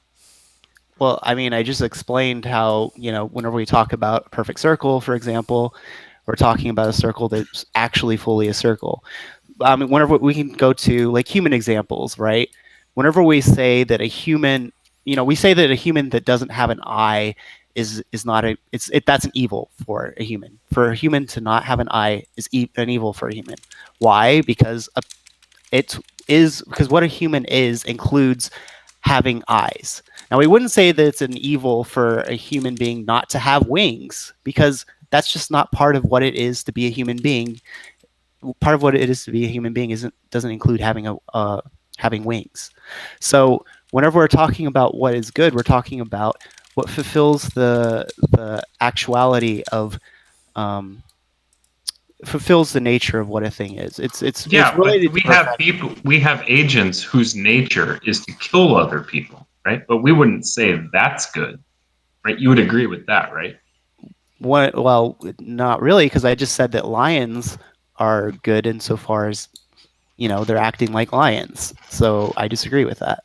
So you would say that the serial killer, whose nature is to kill multiple people, is in fact a good in that they're fulfilling. He's their just nature. doing his natural thing, and that's No. what's his natural. If he look at it, especially, I mean, you could argue maybe, Michael, that the serial killer has a cognitive misfunction in the brain, so that's not a natural thing. But then you could argue, well, people do have natural misfunctions of the brain. Why wouldn't that be natural, though? Yeah, well, I mean, that's the in case. that case, what is natural? Yeah, what is natural? right? I mean, if the guy, you could say what's normative, but yeah, it would be perfectly natural to have a misfunction in the brain. In which case, to him, going out killing people would be perfectly good, right? Because that's his Yeah, well, natural thing. Well, why not? That's I mean, that's the problem with your position. You don't really have a way of saying, what a thing is. You don't have an objective foundation for defining what things are, because you could say, well, okay, a human being is something that doesn't go around killing other people, because that's just not what human beings do. But if you don't really have a foundation for that. Under Thomism, we have a foundation. We accept what's called essentialism, which is where actually these properties are not just arbitrary. They're coming from the essence of what it is to be a human being. And whenever a human being acts contrary to that, it's not that that's just what they naturally are. They're acting contrary to what they are as a human being. But how can you test what the nature of something is? I mean, how can you establish that? How can you look at the stats and say this is what's supposed to be, as opposed to this is what we see in case A, B, C, and D? Yeah, I mean, seems Yeah, like that's a to good me question. like you're just arbitrarily defining what it means to be a properly functioning human being. Well, Begging the question of that, yeah. is the definition of a human being just arbitrary? I'm not sure. You're saying that this is a problem for my view because I don't have a standard, right? But we can get to my view. I'm just asking you to cash out how you believe that this is the case, right? How it works under your worldview.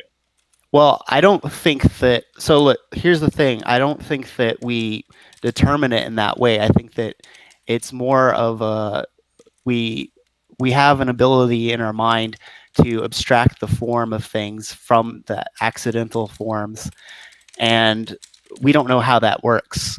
And I can't explain how it works, but I think that we do have that ability.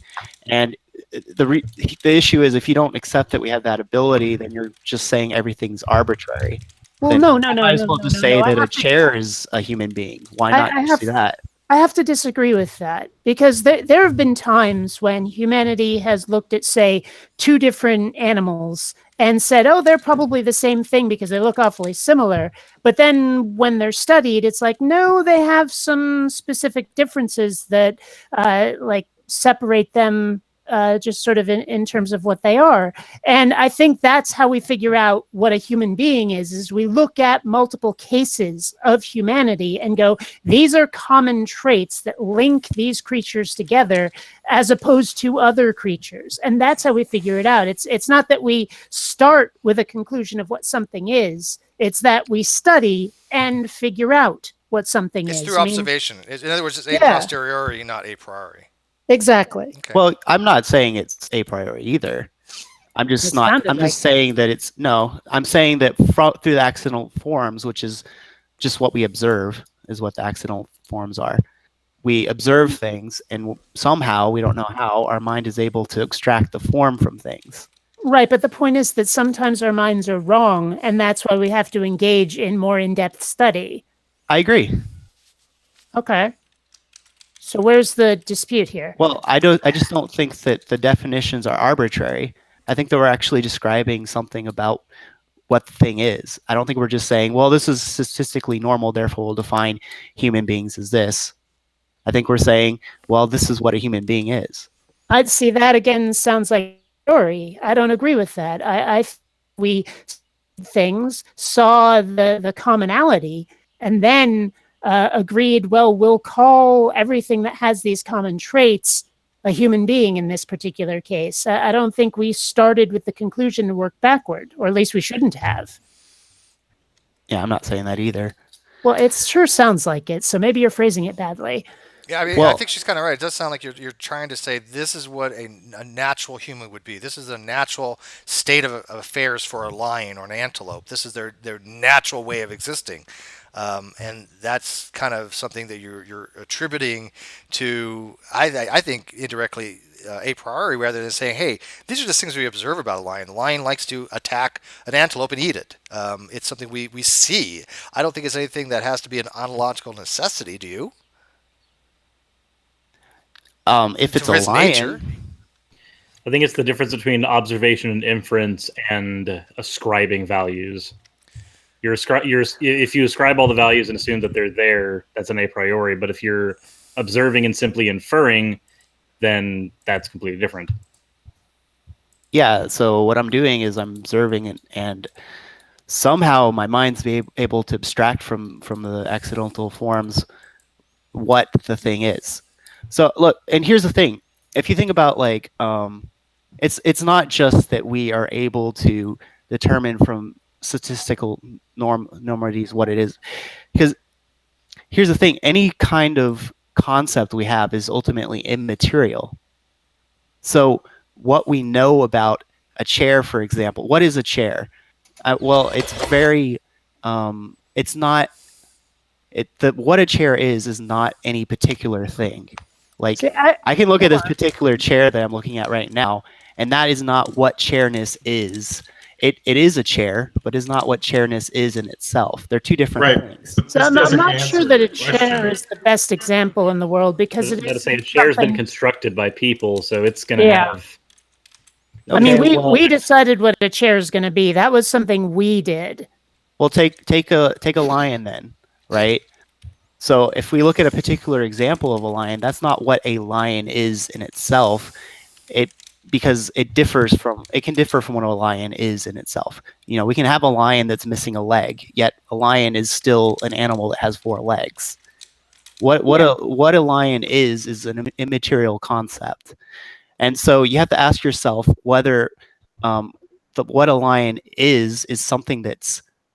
So you have to ask yourself: is our concept of a lion different from what a lion is, or does this immaterial form actually exist in the lion? This is a tangent. Well, I don't This is- think any of that even addresses the issue at all. I think what Steve said before about finding what's normative for lions helps us draw that Venn diagram that lets us see what fits in it that a lion will normally have. I mean, obviously, like you said, there's some variation in there, but it's still that a lion is not just an immaterial concept. It's the label we've given. It's the designation we've given to things that have certain traits within a certain range of variability of error. Yeah, actually, I agree with Kate, but the way Oshawa was looking at it, because he is a Thomist, I mean, he really does believe probably there are theories of forms. There's one archetype of something that exists, and everything is kind of a variation of that archetype, right? So the lion is a form. It has certain attributes that we would say, if it has these things, it's a lion. We're looking at it more like you said, Kate, after the fact, and we're just saying, hey, yeah, we noticed something about lions. They all have this particular feature or features, right? that's ubiquitous to all of them. It makes them a lion. Descendancy would probably be one of the bigger ones, where the lion came from in phylogeny. Obviously, if it came, where it is in the species makes it a lion. But I think for a Thomist, they're talking about the essence of what makes something a lion, right? The form itself. Would that be a better way of looking at it, Oshiwara, from your perspective? Right. Because I don't agree with Thomism. Don't get me wrong. If I was, I'd be a Thomist. But I at least try to understand their perspective. I just don't think. I think it's a very strange way to approach the existence of things. Like I said, I mean, I'm fine with people doing it, and I'm not saying Thomism is wrong. But I'm agree with Kate on here. I think it makes more sense to do it through observations rather than do it from your way of doing it and subscribing this weird form that okay, it's a lion, and then for it's the form of a lion. I just think it's a weird way of doing it. Well, What it the sounds issue- like, though, it sounds like we're running up against what a lot of people like. I'm trying to think of the word.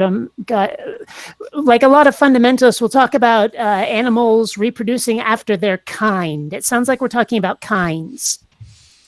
Nah, Well, see, I don't think it's the same thing. No.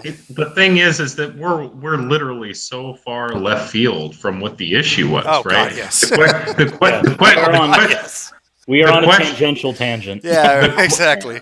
The Two more tangents question- going back where we started. Sorry, go ahead. The question was, right, about God's nature, right? Something fulfilling its nature being the good. And I asked you about serial killers whose nature it is to kill other people.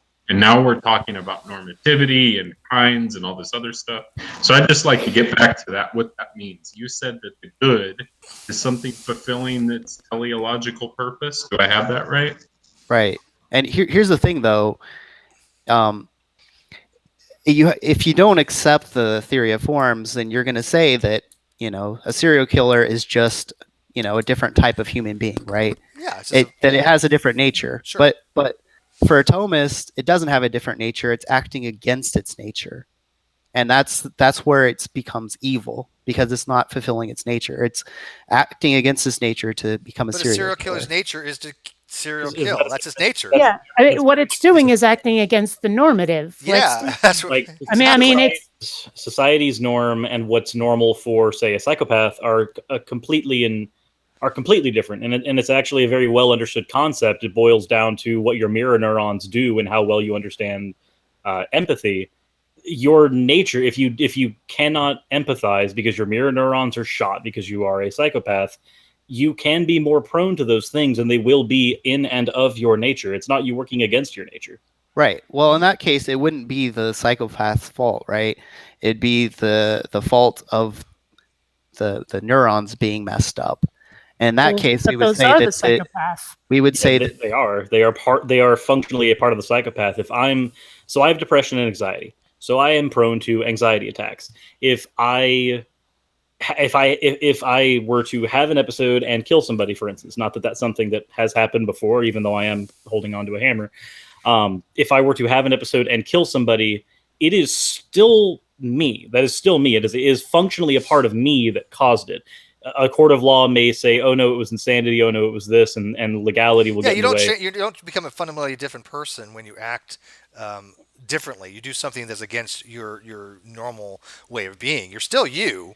There might be a cognitive reason. There might have been an impairment. There might have been a misfiring. Something may have happened that has a causal explanation for it, but it's still you. And you're still human. Yeah, you're still human.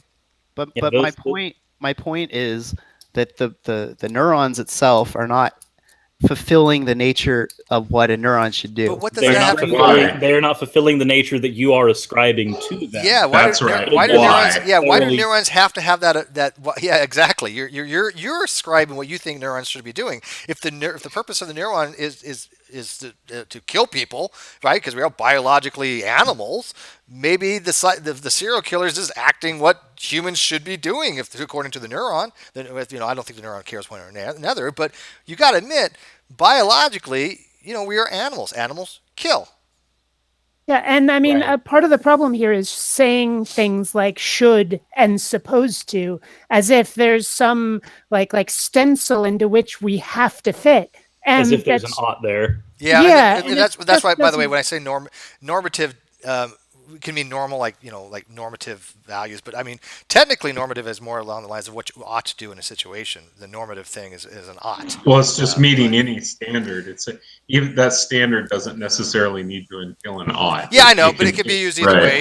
It depends on how you Right. want to use the normative. But sometimes normative actually really does mean the ought of the situation. But I It's just use easiest- Well, I mean, It's easiest to think of it being in and out of accord with something. Right? Yeah, and that's Something fine. that's- A normative, a normal value or something. I could use the term normative as well. But I just wanted to clarify that because normative can mean different things to different people.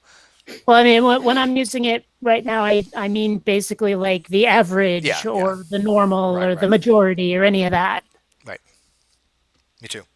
So here's the thing. Whenever we're talking about like these disorders, we're not saying that it's not something that is inherent to the person. So like if you think about like whenever you become sick, if you turn green, right?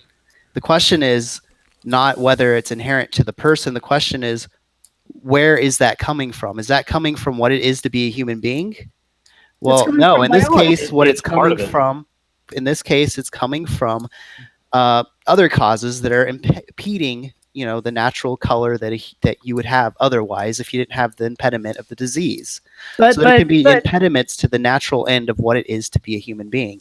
well, that but was no, really what we well, call- I don't agree with that at all. To be I a mean, human being a is human to be able to being be that's susceptible to turning that. green because of a disease or something, that's like their immune system reacting to the disease. That's Which is perfectly supposed to, normal. it's supposed to. Yeah, I was going to say that's what it's supposed That's to do. exactly- You could summarize this just by slowly rewinding the evolutionary clock where the behavior that's inherent in what we now consider to be human beings is serial killer like. Right? Like the way chimpanzees or other great apes act towards each other. Yeah, You we could have just been a whole slowly different rewind the society would have been clock our and norm. it's- Yeah, sure. That's why it's Yeah. really critical when we're talking about the evil, what we mean by evil, because I mean, I think you could make a case in this regard that the serial killer is not committing evil to the serial killer. I mean, he's actually doing good because he's doing with his nature. If you're subscribing to Ochiwawa's Thomistic approach, that is. Yeah, well, the Which I only don't. true evil in this universe is the continued mortal existence of William Shatner. He's never going to die. He can't die. He's assholes live forever. Progress happens one funeral at a time. I think what you're meaning is he isn't going to die. He isn't going to die. Don't make me come over there. Hey, real quick before I I forget, have a hammer. somebody had asked me why I I'm have not a dressed up. lightsaber, I figured I'd be on camera and I'm outside, so the living room I was dressed up. But twice now, somebody the other day called me fat. It was the fat old guy and the homosexual on the Non Sequitur show, and I kind of figured that he's referring to Kyle as the homosexual because Kyle's gay, and I'm the fat. That must mean by process of elimination of a disjunction syllogism that I'm the fat one, right? Cirrus? I would disjunction? say yes. Okay. I don't think that you have to have an Okay, existential so I crisis. want And to. I would never characterize you that way because I've never seen you from the shoulders down. So Fat. I wear a size 36. 30 could be a 34. Do I look freaking fat to anybody? What the hell's wrong with you people? I don't even see you on camera, but okay. Fucking fat. It's There you go. on Got the that out of stream. way. He's walking away. Seriously, do I Oh. look fat at all?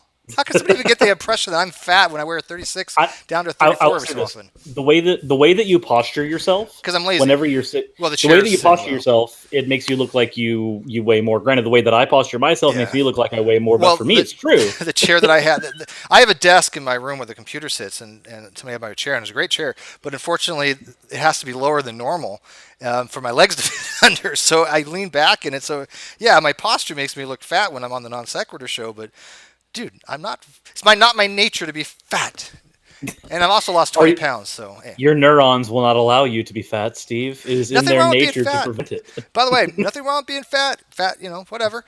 But if you're going to describe somebody as being fat and describe somebody like me being fat, make sure they're fat because I'm a 36, dude, and that ain't Yeah. fat unless you're in China.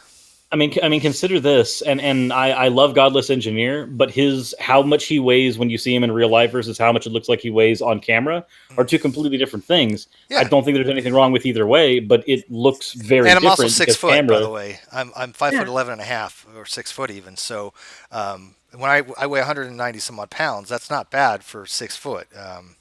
No, I'm 5'7" and I weigh like 250. So yeah, you've definitely got me beat there. And I am trying No, to drop it down a I little mean, more. it's amazing how different people can look in person versus what you see on video. True. Man, I don't know. She hasn't made a video in a while, but you remember Zom Gets Chris, right? I met her at a convention a while back, and she is minuscule. I could pick her up and throw her for a pass. Oh, I mean, I I had like no petite. idea. Petite's Had cool. no idea. Yeah, I'm a petitist. I really like small petite women, like 30-year-old, 5'3", kind of brownish hair. That's my optimal. Well, I mean, I don't know if people realize exactly how tall I am, but Xena and I are the same height. So, Xena Princess Warrior.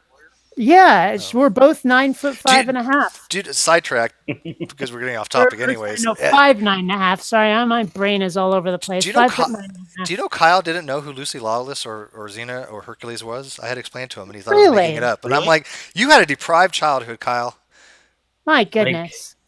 Really, I was like, how could you not go through your existence not knowing who Lucy Lawless is and Xena Princess Warrior? I was kind of disappointed for him. I kind of felt like he got a shitty upbringing if you didn't know about that. Well, you know what kind of sucks is like I've got the entire series run of Xena on DVD, and then like Hulu and Netflix come out, and hey, look, I can stream it. Didn't have to spend all that money. Oops. Yeah. Yeah, I get on that my tends I to get on my happen. TV on the computer nowadays. Yeah. But I just finished a couple series, and then we're going to wrap this up. We're going to probably have another hangout on this, but finished up season. What is it? The series finale of Once Upon a Time, and the series finale of The Blacklist. And real quick, I told you, mofo's, about The Blacklist about 8 months ago to a year ago. I told you, and I was right. Called it. But I won't give any spoilers. And Once Upon a Time, sad to see that go. One of my favorite series, and I think they did it justice, but it was a good show. I'm sorry it's over. I've never watched any of those. Brilliant series. Watch it seriously. Binge watch it. Fucking get some massive sugar cookies and soda or popcorn or whatever, and sit down on Netflix and fucking watch Once Upon a Time from the very beginning. What's it about? It's do you want the brief synopsis or like? Sure. Okay. Brief synopsis would be basically evil witch casts curse, takes fantasy people like Cinderella and all these fables and puts them into the real world. Okay, well, I have a couple of questions before I start watching so this. good.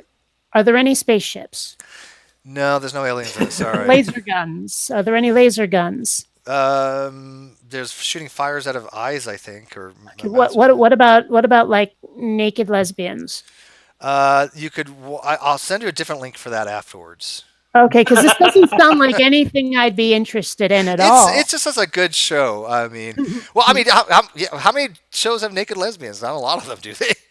Well, More actually, and more, I guess nowadays. Now, yeah. I mean, I'm pretty sure Orange Is the New Black had a couple. love that show. That's another really good show, but that's coming back soon. I think they're having. I hope season so. Like 6 or that 7 now. and Stranger Things. Both Haven't need watched that to- one yet. Oh, Is it good? imagine how lucky you are still having that ahead of you. I know. I plan to watch it. I You binge told me watch to binge things. watch your Once Upon a Time or whatever. You binge watch Stranger Things. I will. All right. Deal. And have you seen Black Mirror? I saw one episode. That was good. But I Yeah, really like, like Orange Is the New Black. Someone pointed me at the Star Trek episode of Black Mirror. That was great. Yeah. So good. That was really one of the best. But yeah, I definitely like Orange Is the New Black. I love Laura Prepton and what's the other chick? Oh my God, I've known her forever. She was in But I'm a Cheerleader. Oh yeah. Okay. Natasha Leone. Oh, brilliant actress. Just Yeah. amazing. One thing that kind of I find mildly annoying, actually, is that Lori Petty, the last two things I've seen her in, she's played someone who's like damaged. She was really damaged in Orange Is the New Black. Like, Well, and very also in damaged. House. She was pretty damaged in House, true. too. Yeah. But, I mean, for me, I remember her best from, like, Point Break and Tank Girl. So, I remember Tank, yeah. Yeah, Yeah. she's a pretty versatile actress as well. Mhm. But anyways, Yeah. Ocean, we See that Ocean is here. yeah, we got off track. Well, Ocean knows a lot about cinematography and movies and shit like that. But we got off topic from the problem of evil because we resolved it. But if you guys want Oh, to you talk, solved it. Oh, that's good. yeah, it's over. Debate. just done right here on Hangouts. Oh, yeah, it was really quick. We went, evil is a problem. There, solved. The logical problem of evil is not that complicated. I think it's easily defended Did you against. That's solve why I it don't- for the theist, or Well, did hey- you solve it for the atheist? It's like if you solve it for the atheist, it just stands as an objection. If you solve Well, it for the both, because I don't think it's a good argument for the atheist, and I think it's easily defendable by the theist. I think the evidential problem evil is the way to go. If the atheist wants to argue the non-existence of God, because I was saying earlier that if you're just a person who lacks a belief in God, then why are you running an argument for the non-existence of God? It seems counterproductive. If you're going to posit, oh, I just lack a belief, well, then what the hell are you doing in these conversations? yeah, what are you doing positing problem of evil? Right, at because the that problem point? evil is to demonstrate that God does not exist, and Right. specifically that particular God. But I think that the logical problem of evil is very valid. It's very sound. It definitely has a contradiction, but it's easily defendable by the theist. You just have to give up certain things, and that's fine. But the evidential is a probabilistic argument, and I think that it's a very good argument saying more than likely a good God does not exist, at least not the way it's being posited by But most that's why I don't theists. hold to one. Well, I mean, I can certainly name a god or two from humanity's history where I'm like, I would not mind having that god in charge of me. There's plenty of others where I'm like, that god's a dick, and I'd be looking for the match to sort of kill him. But I could point at one or two where I'm like, yeah, you're not so horrid. Yeah, I mean, Ocean worships Odin, so Yeah, that's not a good god. So. it's not a good Or god. not He's an a- omnibenevolent no, god but he's a anyway. wise god. Right. I mean, It's a god who's going to put you through your runnings to make sure that you come out good on the other end. Well, I mean, I Well, can put point your to a running god since you're like useful. there's this one god that I would happily and occasionally have worshipped. He's a bearded man who created a galaxy, a father, a son, and a ghost. Good versus evil. George Lucas is God. I don't know if he has any magical powers though. I think that you're He talking about created a Obi-Wan whole as the Holy Spirit. galaxy. Yeah, Obi-Wan's the Holy Yeah. Spirit. Yeah. Yeah, But- exactly. But Or is it the Force in general? I'm not sure. This No, no, As I- far that- as that- the that's Jedi are the- evil. the power of Talking prayer. about Obi-Wan. But the problem I is, actually have a meme that I made specifically to describe that, and in the father son ghost, it's Luke, Vader, and Obi-Wan. well, also, George, I'm one of those Star Wars fans that loves Star Wars but hates George Lucas. So I don't know if I want George Lucas to be the god of I the have- universe. I think Better I would Lucas have a than lot of Disney. objections. I to haven't that. watched the last one yet. So no Better spoilers. Lucas than Disney. Lucas has said that one of his, I if don't he know, could be Disney's any, done a better job than Lucas over the No, past. no. If you look at the last three No, movies. Disney's that done Disney the made worst. versus the I mean, last three like, movies okay. that Lucas made. Rogue One finally made me go, there's no way I'm watching this Disney shit, because it was like watching other people play a video game. The characters had no depth. I agree It with was her with all that. action. It was horrid. Yeah, I mean, they I've- didn't have I've- any depth. I didn't True. get into it at all. I was So- like, this so is with, very. with Rogue Oh, One. I think that I had issues with Rogue One because I wanted it to be more of a heist film than a Star Wars movie, and it wound think up. Rogue One just- Well, Rogue One also, just I mean, felt if like a you're going to possible. name a Star Wars movie with the word rogue in it, and it's not about fucking Rogue Squadron, if Wedge Antilles isn't the main character, fuck you. Fuck It's supposed to you. be the origin of Rogue Squadron. I thought I didn't Was that- remember. was that the his origin? name. That is say it's, But- it's definitely it's can't. like this is where the Rogue call sign comes from, That's as lame. far as its relation to Rogue Squadron. That Rogue Yeah. Squadron. Lame. It never explained that. It never went Well, anywhere no, near. it's because a movie about Rogue Squadron would come later. So Well, but the Disney, thing is, I mean, Disney's Rogue evil. Squadron didn't even exist until The Empire Strikes Back. At least not on screen, it didn't. Disney's evil. Correct. So this is before that, right? So Well, yeah, but why wasn't there a Rogue Squadron during the attack on the Death Star Battle of Yavin? It didn't exist. it yet.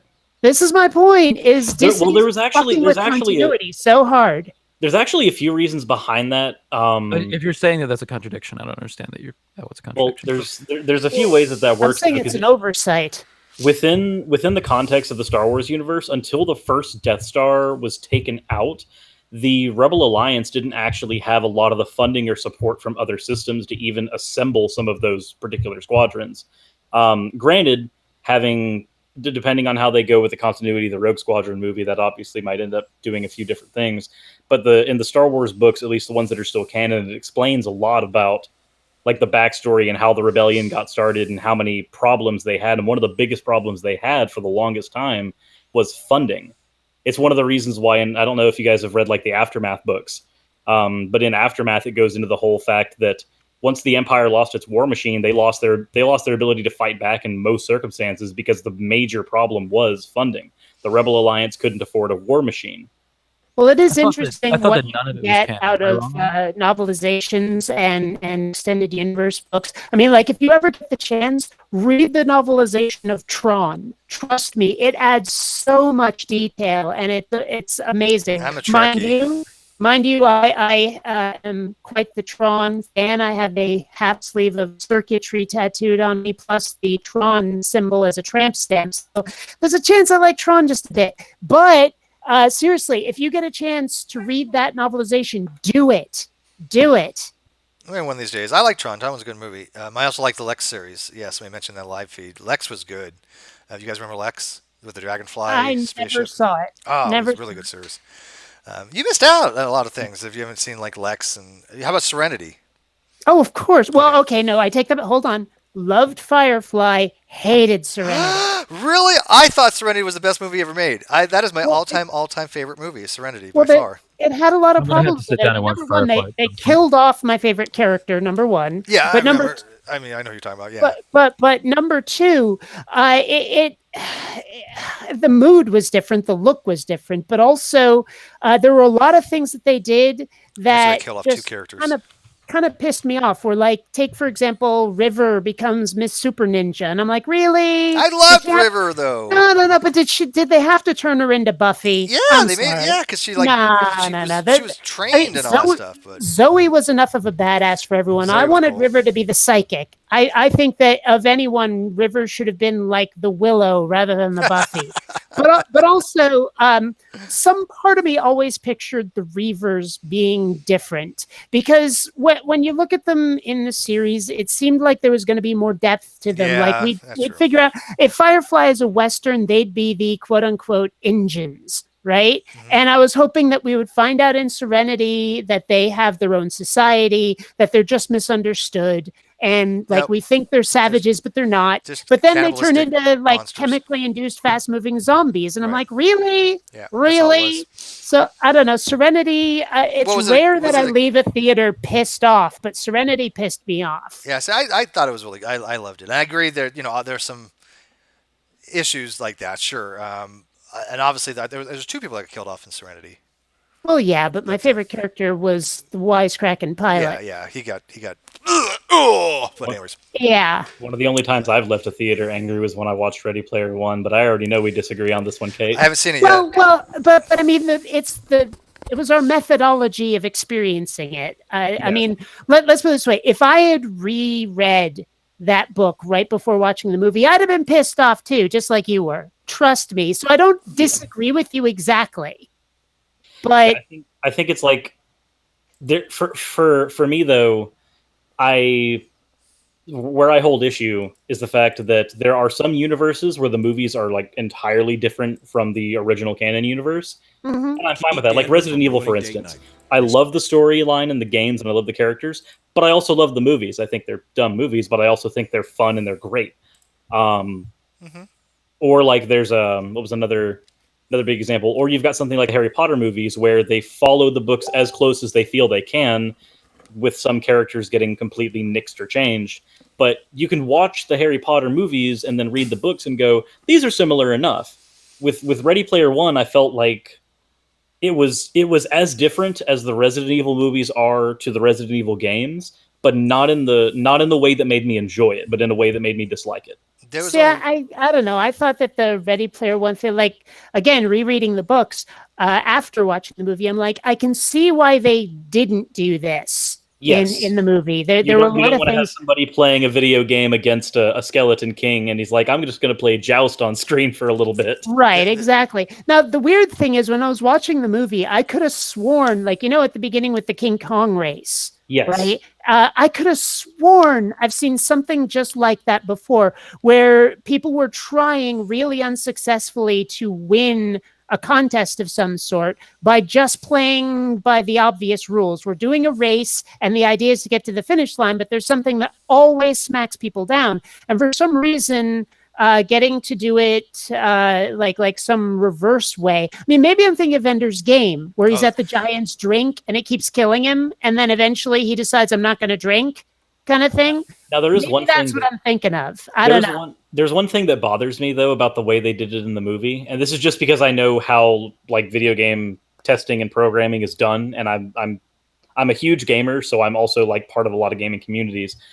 The way that it's described in the book is that he can't figure out where the egg is because of all the possible areas it could be. Because there's literally any possible virtual world within the Oasis it could possibly be in. So obviously it's hard to find. In the movie, there's only one possible place it can be, and it's just the fact that they didn't do the correct thing to make it happen. I'm not going to I haven't spoil. seen it yet. No spoilers. I know. I'm not. But, The thing that I'm talking about isn't terribly important. So it's not a huge spoiler thing. My problem though is that he circumvents something the same way that any video game tester in a beta version of a game would have done on week 1. There's only one movie that I saw that I thought was like so close to the book was scary because as I read the book, this is exactly how I imagined it, and the movie was exactly how I imagined it. It was really Watchmen. strange. No, it was actually, and I watched the movie like right after I read the book. Like literally, I think I finished the book and watched the movie like the same day or next day.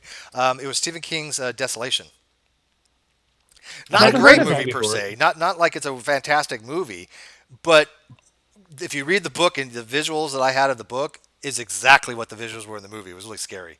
Isn't Never heard kinda of it. like, Isn't that kind of like what happened when Stephen King did his own version of The Shining? Because there's the Kubrick version of The Shining, and then there's Stephen King's version of The Shining, and be. they're It could very be. different movies. It's, Stephen it's a King's great is book. like Desolation. I really enjoyed reading the book, and like I said, the movie was okay, but the way I envisioned the book was exactly how the movie did it verbatim. I was like, I know that scene. I know it was strange. And there's another take on it that I haven't read yet. There's another version of Desolation that he wrote afterwards, with a whole different twist on it. I can't remember the name of it, and I wish I could, but it was he took all the same characters but made them completely different, and that was kind of a cool way to write a new book. Just take the same characters and revamp them in a different way.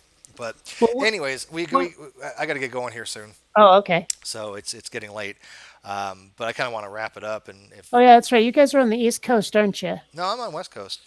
Are you? Yeah, I'm in Menifee. I told you, remember? Oh, and you're Menifee, saying that it's Temecula. late? It's only Well, noon. yeah, but I got my roommate's going to come home soon, and Okay. yeah, and that means that he can't record where he is. He's got to go I'm in back the to living the room, place so- with the blue blanket.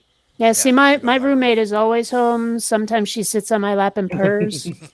But I'm glad that we're doing these kind of argument things because I really think that we could break them down simply and easily digestible. I think we did so today with the problem of evil, the logical version. I think that we kind of explained it and the pros and cons.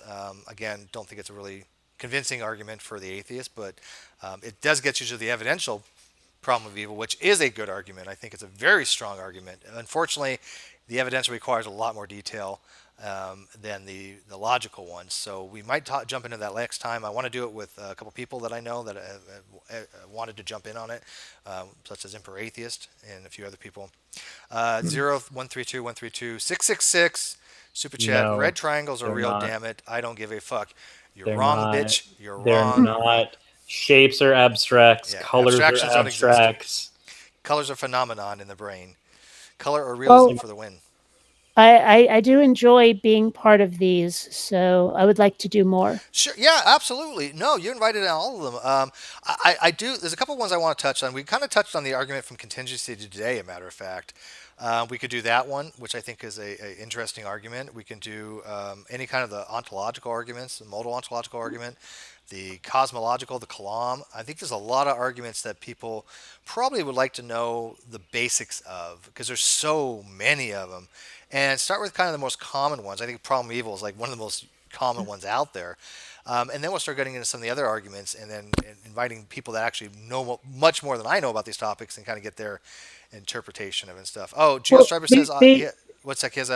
He has a date and time for a hangout with Jeranism. Okay, so GeoStriber is going to be hanging out with Jeranism. Why? I don't know, but whatever. Well, the only problem I have with arguments like these, and this is totally my thing, is I can never remember the names of them. Like I totally grok the concept, but Love that because book, of by my- the way. All-time like- favorite like- book. Oh, mine too. Really? But Strange oh Land? yes, absolutely, I love it. Brilliant Uh, book.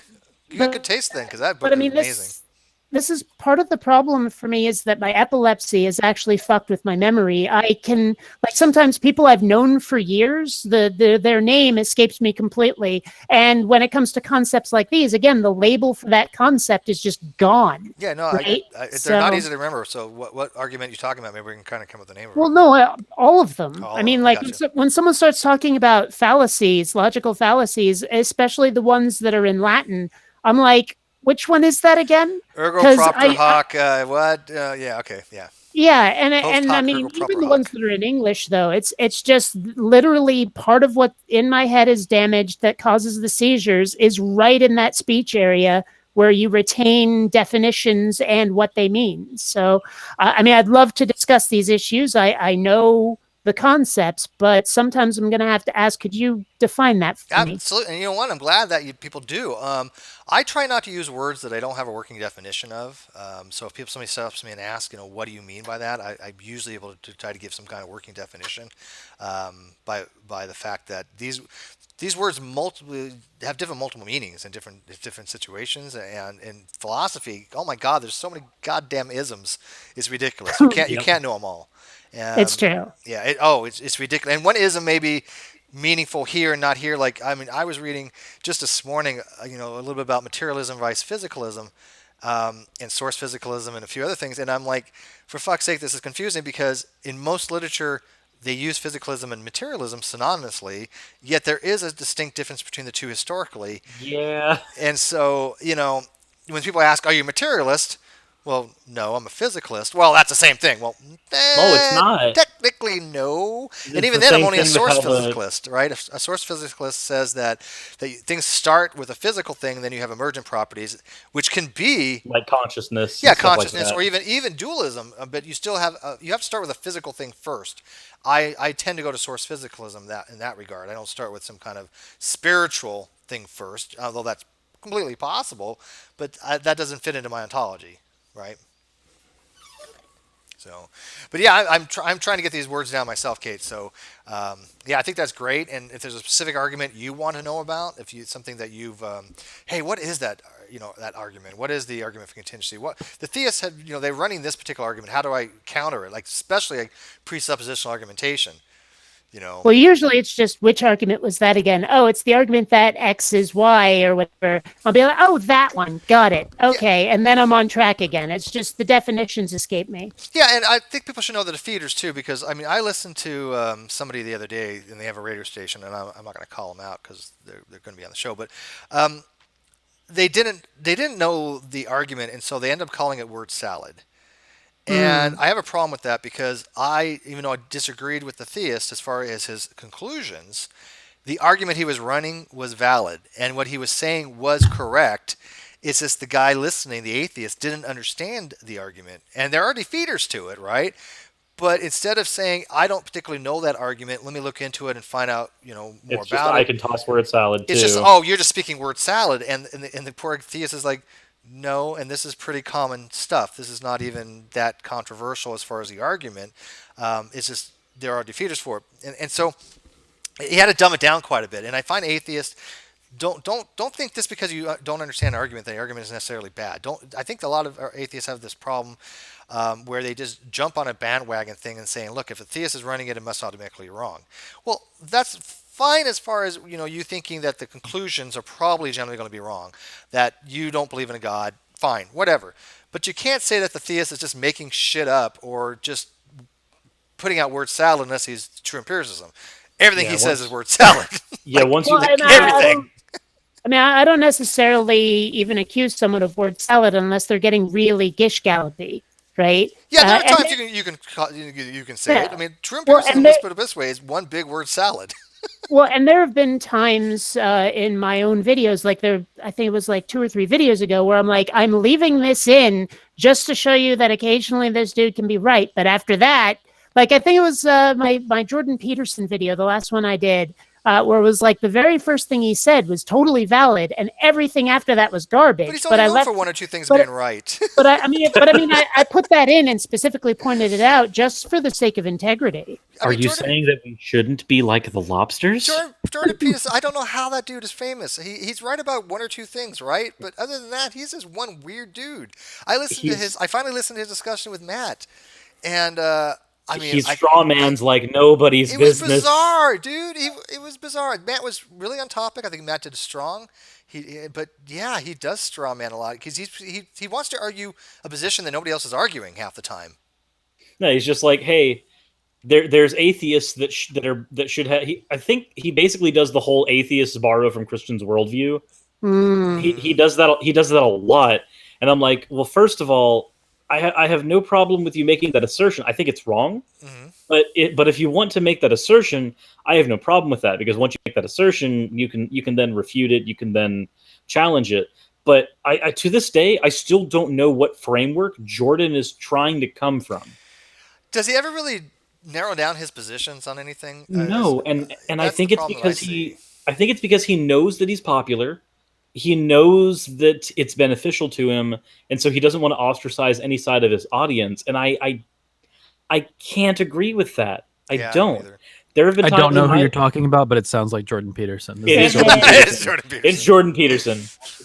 Even in my videos, there are times where I'm just like, look, if you're a theist and you watch my channel, I'm sorry, but this is my opinion on this issue.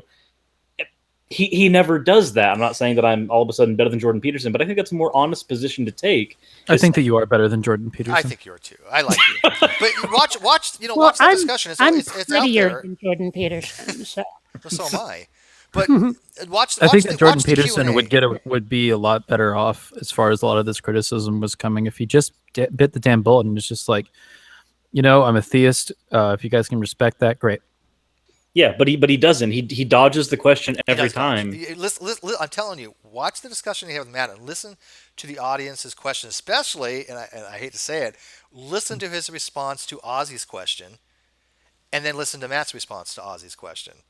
Matt annihilated him on that particular thing because I have not actually seen the question and answer part. When you say Ozzy, you don't mean Ozzy Osbourne. Ozzy was at that forum, and Ozzy Wow. actually got on mic and was able to ask both Peterson and Matt a question. Yeah, Well, now I got to see that. Wow.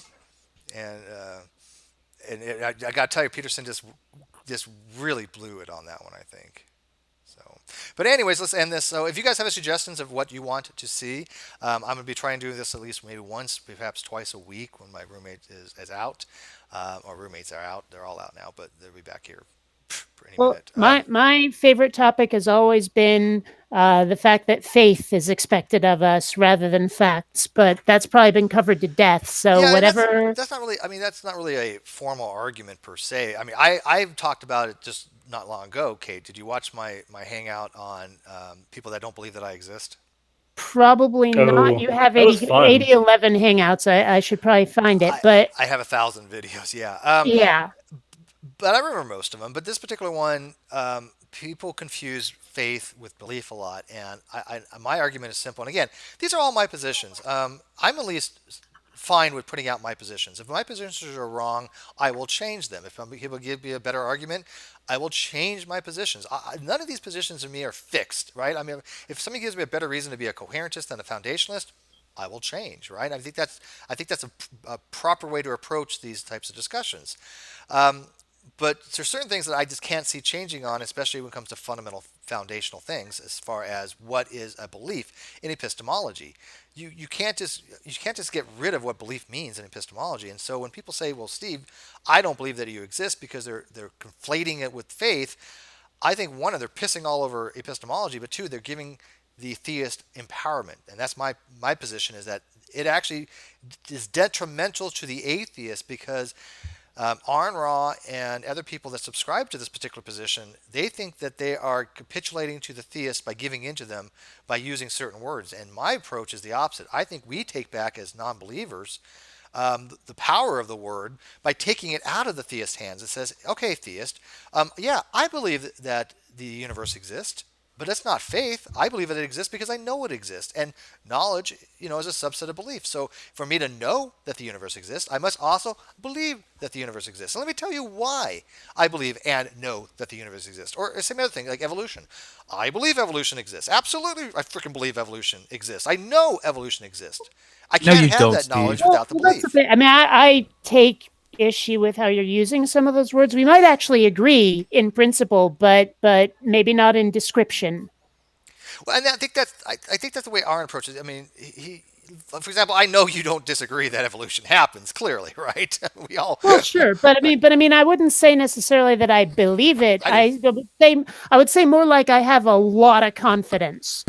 But that's what. Are you But that's convinced? kind of where that goes. Yeah, Once if you've you're got convinced but I mean, that evolution that's- happens, you believe it. That's what believe means in this term. But no, but see, that's the thing is like it's like the question of existence, where people say, well, how do you know you exist? How do you know you're not in a simulation? How do you know the people you see exist? How can you trust this, that, and the other thing with your observations? And I'm like, because to think otherwise is kind of ludicrous, but that door is still open a crack if you See, want to I- show me evidence I'll otherwise. tell you better And arguments that's for why that, I though. say I have extreme confidence, Right. but not necessarily belief. I if can that give you better makes arguments sense. against that, though. Look at there are arguments about being a brain in a vat. There's something called Putnam's theory on what's called limited constraints.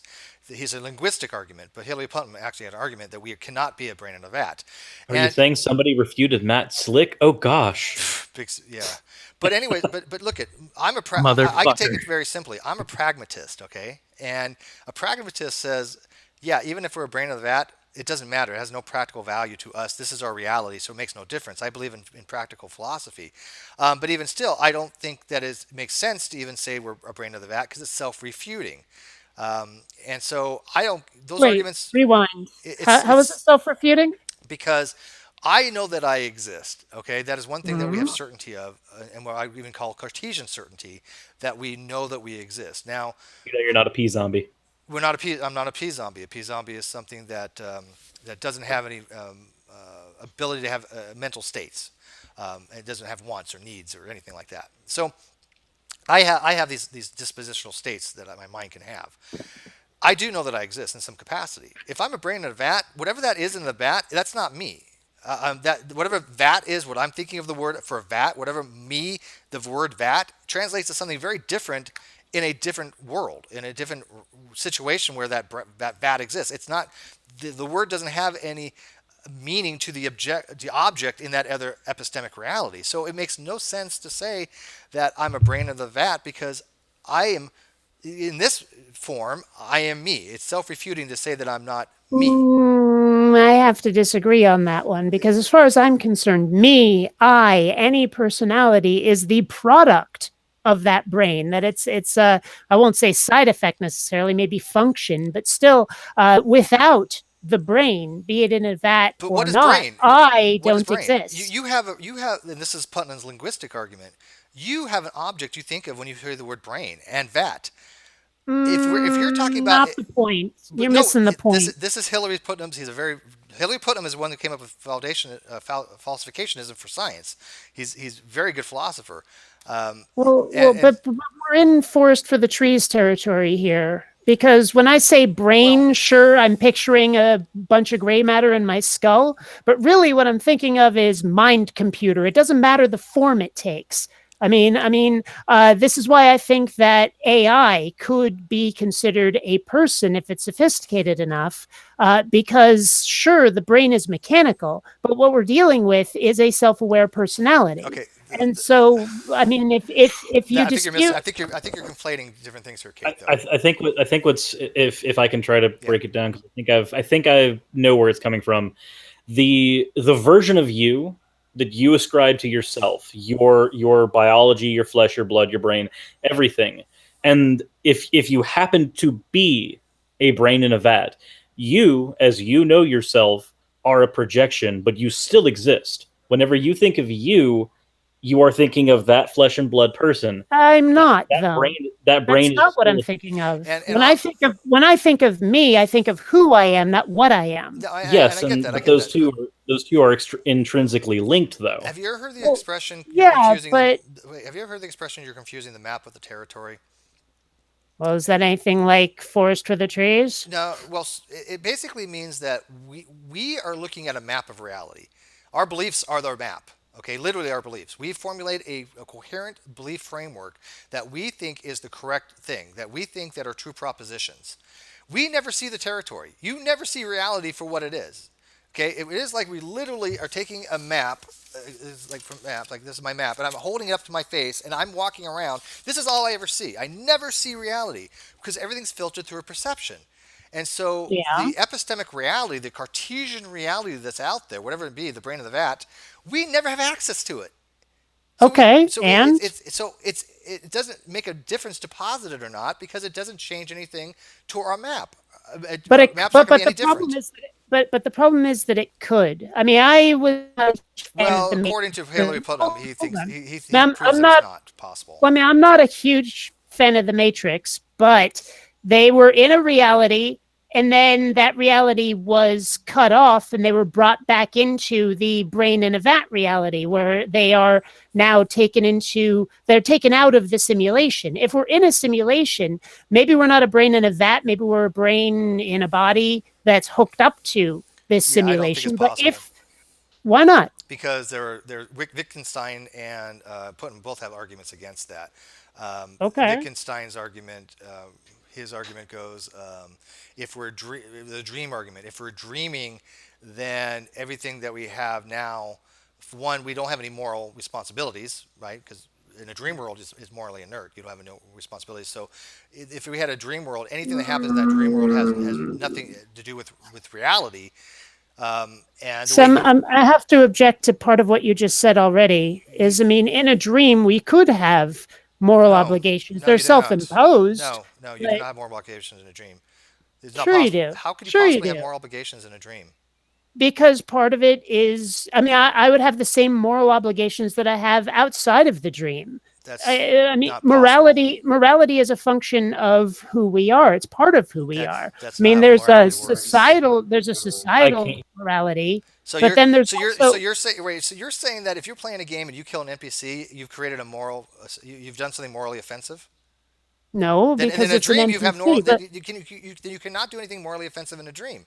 It's completely well, morally no, no, no, inert. no, no, no, no, no. I disagree because we're talking about a different nature of things. I mean, if in the dream I think that someone is real and I apply my morality to that, that's one thing. But if I look at a video game character, I know that that's a simulation because It I doesn't matter can whether look you at the know it program. or No, not.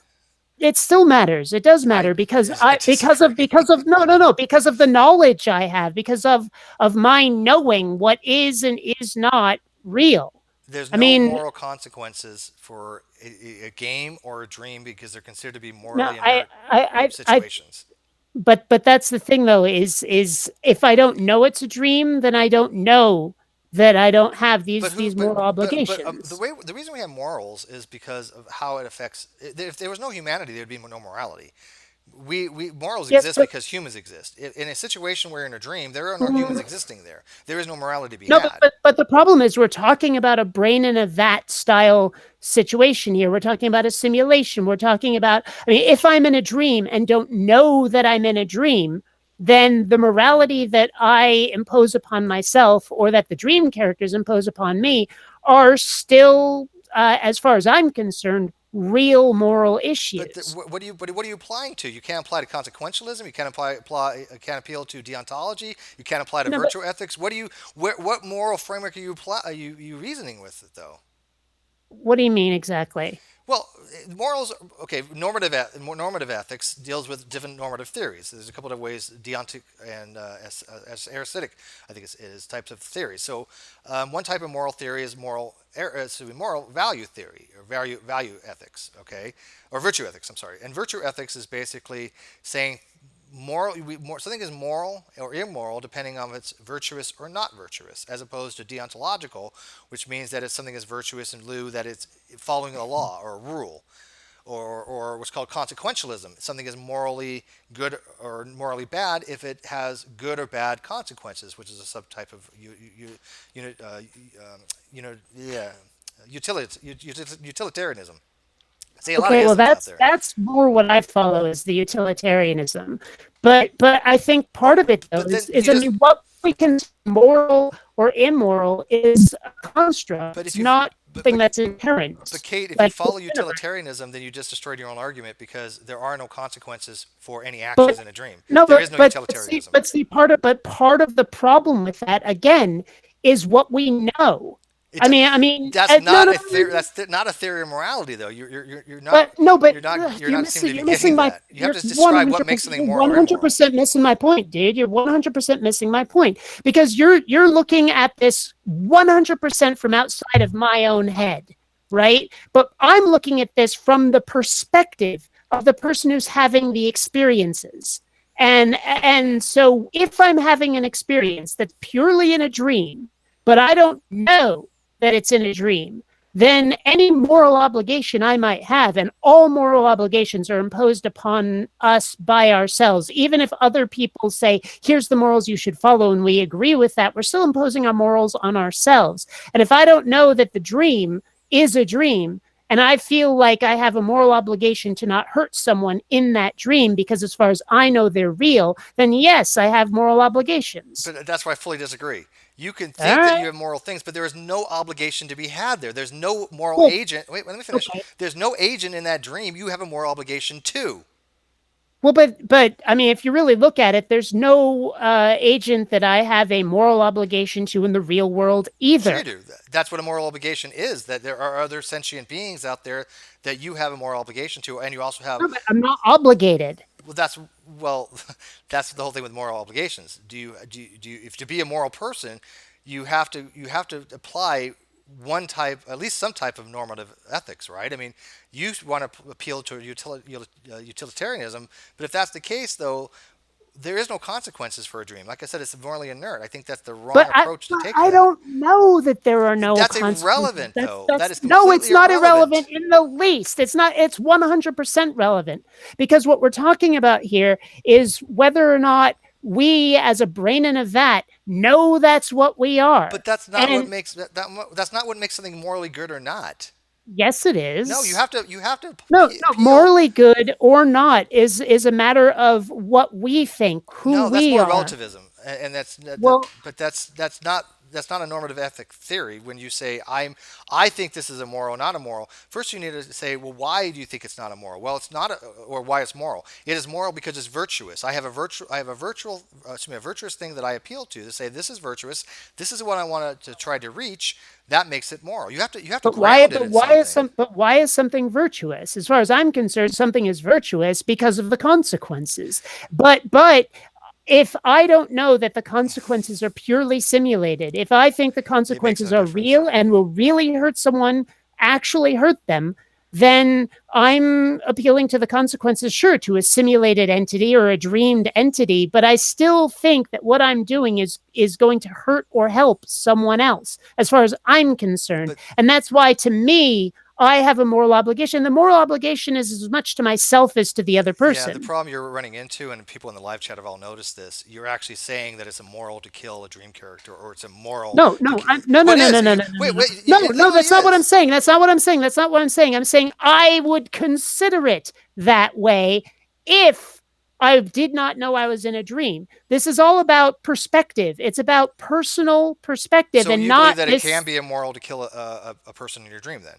No, I'm saying that I could feel that way. I'm not. But it doesn't matter what you feel. Can Yes, you- it does. No, that can- 100% matters can- what I feel. can- That is what I feel Can you be? is my morality. Can you be immoral by killing a dream character? Yes or no?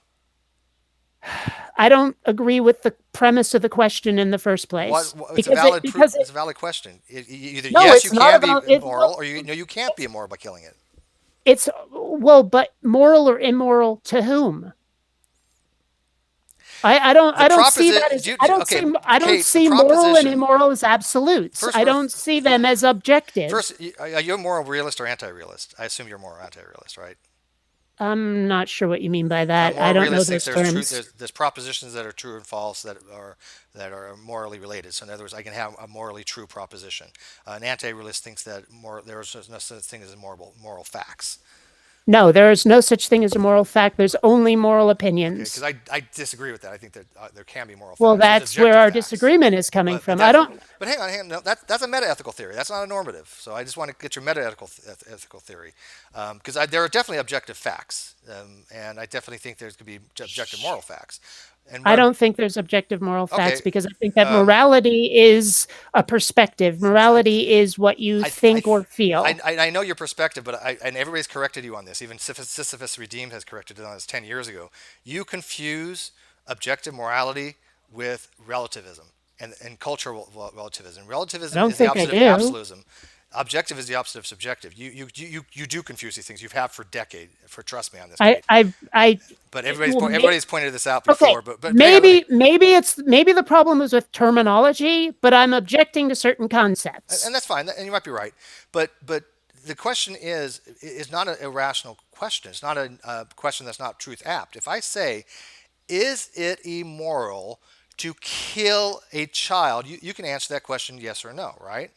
Would you agree? No. Well, no. Okay, no, so you no, don't think- no. So you think- Because as far as I'm concerned, if you're asking, is it moral or is it immoral, and you're not asking, do you or does someone else consider it moral or immoral? Because if I This is where say you're confused. something is moral or is immoral, one person's moral is another person's immoral. I mean, we But had that's that where you're conversation. confused. Objective No, morality. no. Let This me- is where we're begging. No. Hold on. Objective We morality had has that nothing to do conversation. with what if somebody thinks it's moral or not.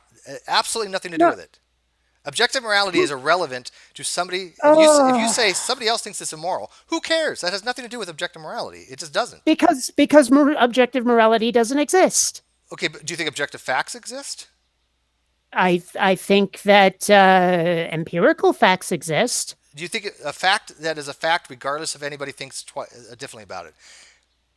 See, the problem is that if I answer that question as asked, Steve, are you talking about moral realism at this point? And then trying to get her into the moral facts argument? Yeah, I'm not a moral realist because I'm an error theorist, but I discount the Okay. possibility of moral realism. see, the problem is that the way you're asking these questions, if I answer with just a yes or no, it traps me into saying something that I don't mean. But they're direct.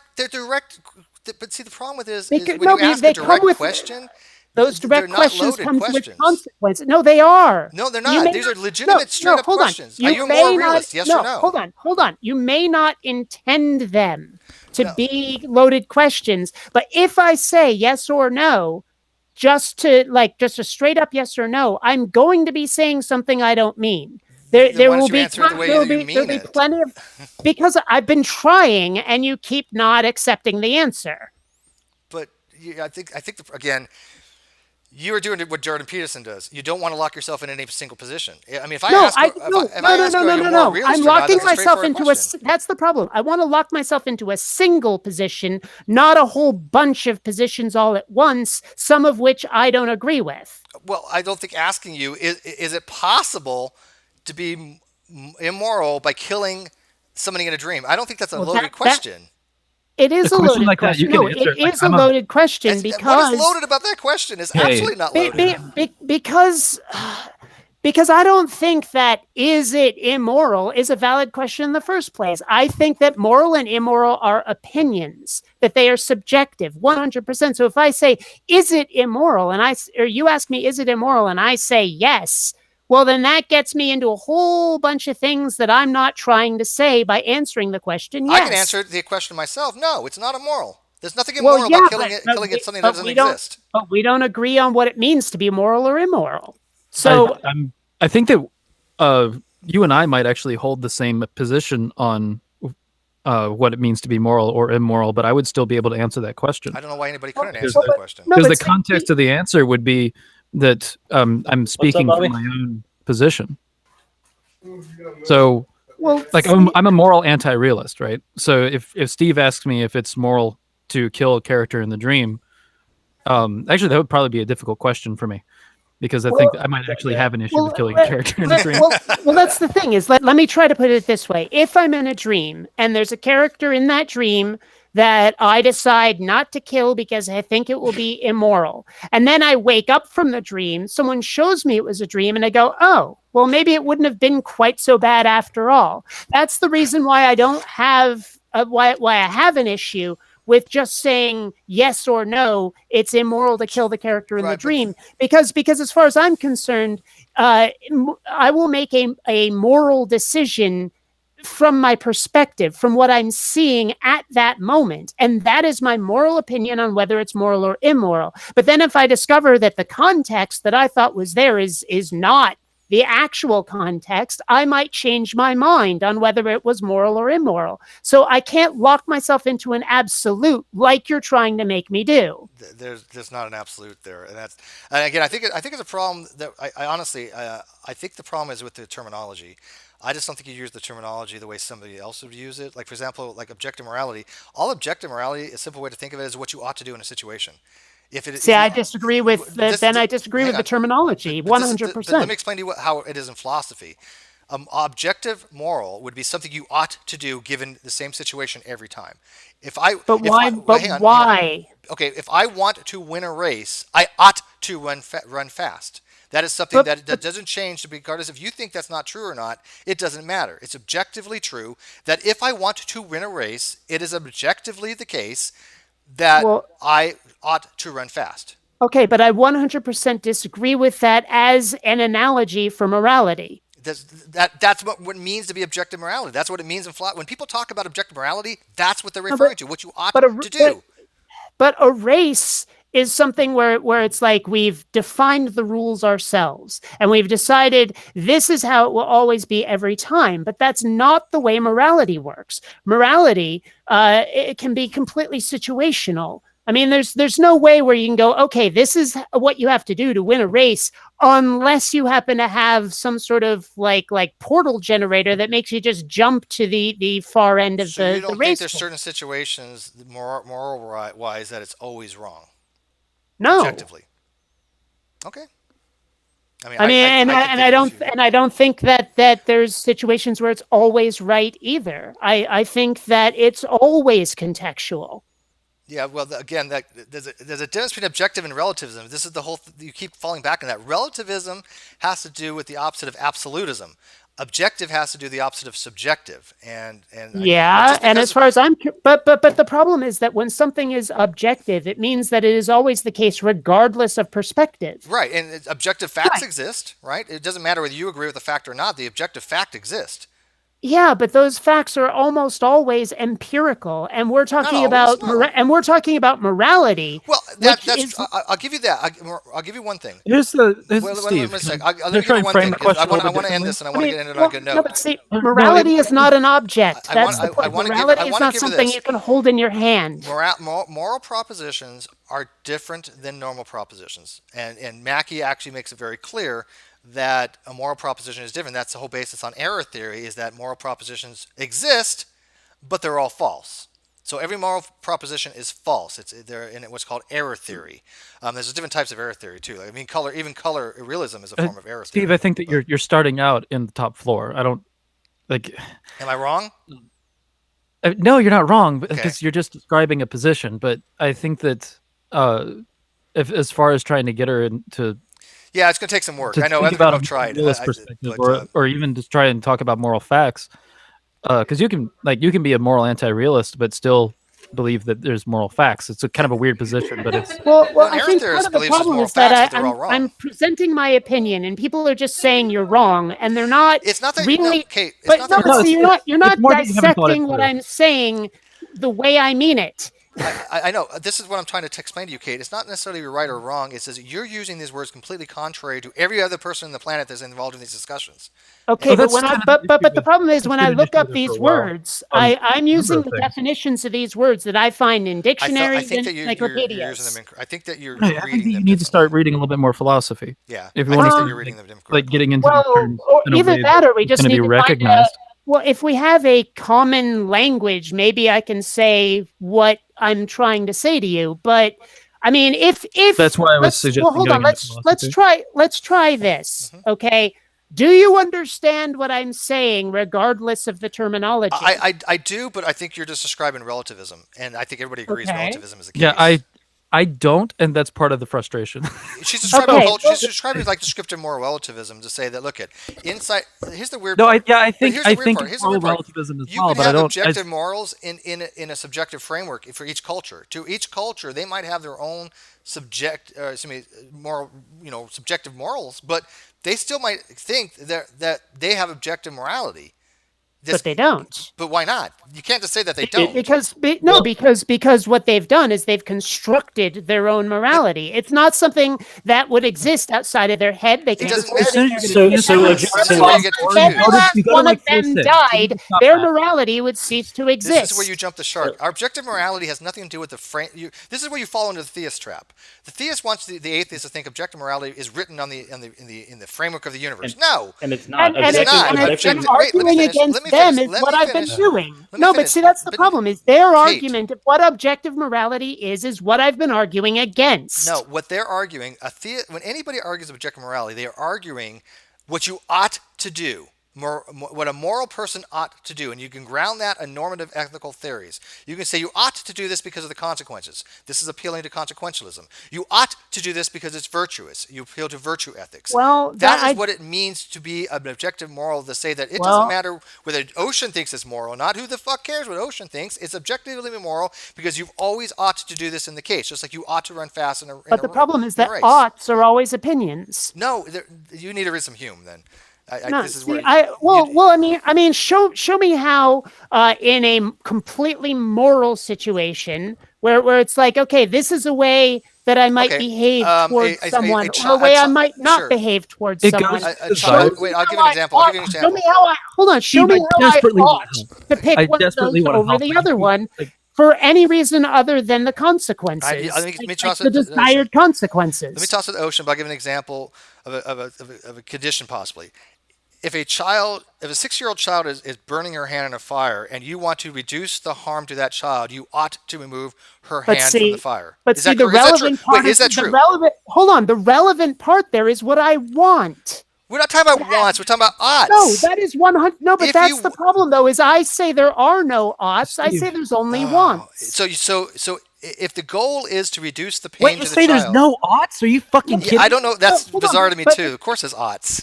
See, the problem is that we're talking about different parts of the problem. If the goal is to, if you want to do something, and the goal is to reduce the harm to the child, you ought to remove her hand from the fire.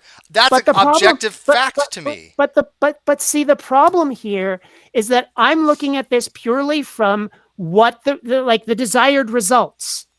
The desired result is to get the child that have no harm to the Right. child. We've But already tackled so- the so- desired so- result. Problem, though. Here's the problem, though, is that as far as I'm concerned, the ought is should you ought to want that child to be burned, or should you ought to want That's that not child the not to be- question, though. No, that is the question. No, it's not. You've totally already- changed It is. it. No, But that no, part has no. already been addressed. No, Why hold did you on. address it? The That's part has- the problem. Yeah, that you're problem way is- off Okay, here, Kate. if, Way if, off. if you, no. If you want to have this discussion, you can't jump that particular part. You can't jump You're over it. You changing can't- the No, we're proposition. starting- we're starting- take it we're- for granted. No, see, you're we're trying to starting- take Lord. the desired consequences for Why are granted. you moving the If we- goalpost in if order to we have are the I'm not starting- moving conversation? the goalpost. This has always been Yes, my you are. goalpost. You No, this has deliberately always been reframed my the question. goalpost. Yeah, This Kate, I gotta has tell you, you're always just way been- off base on this one. No, hugely. but see, part of the problem is you're not listening to me. I am No, we are listening. listening, I but we're learned watching exactly- you move I the can goalpost, tell and you we're what all you just trying to said. stop you from doing it. Not moving the goalpost. is. And I'll You tell you are right now, moving the stop. goalpost by I'm not. definition by reframing the no, question. Yes, No, exactly. But If that's you the reframe problem. the question, No, that's here's moving the problem. goalpost. No, You're trying to here's change the the problem. question you into something guys else. talk Here's over the, each other. hold You on, guys- let me So the fucking goalpost say gets this. moved. Hold on, let me That's moving the fucking goalpost say when the it. goalpost over gets each Let other. moved. me say this, for fuck's sake. You're Hey, yelling, when you move you're the trying to- goalpost, the Ocean, goalpost shut up, is moved. Ocean. Shut the And I'm not fuck going to up. sit here and listen to you Dude, talk shut shit about that. the That's fuck bullshit.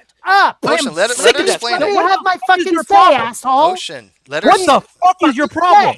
Okay. My problem is you Go ahead, will Ocean, not go let ahead. me say something. I've hit an Ocean. Ocean, You're let her just fucking have her shouting, minute, shouting. and then we'll explain it to her. We both know she's way wrong on this. Okay. Okay, here's the problem. Here's the problem is I'm not moving the goalposts because you are not addressing the same issue I am. And when I try to explain my position, you guys try to steamroll me and not let me actually talk about the Because part no that one here is I gonna put think. up with you moving Shut the up, goalposts. asshole!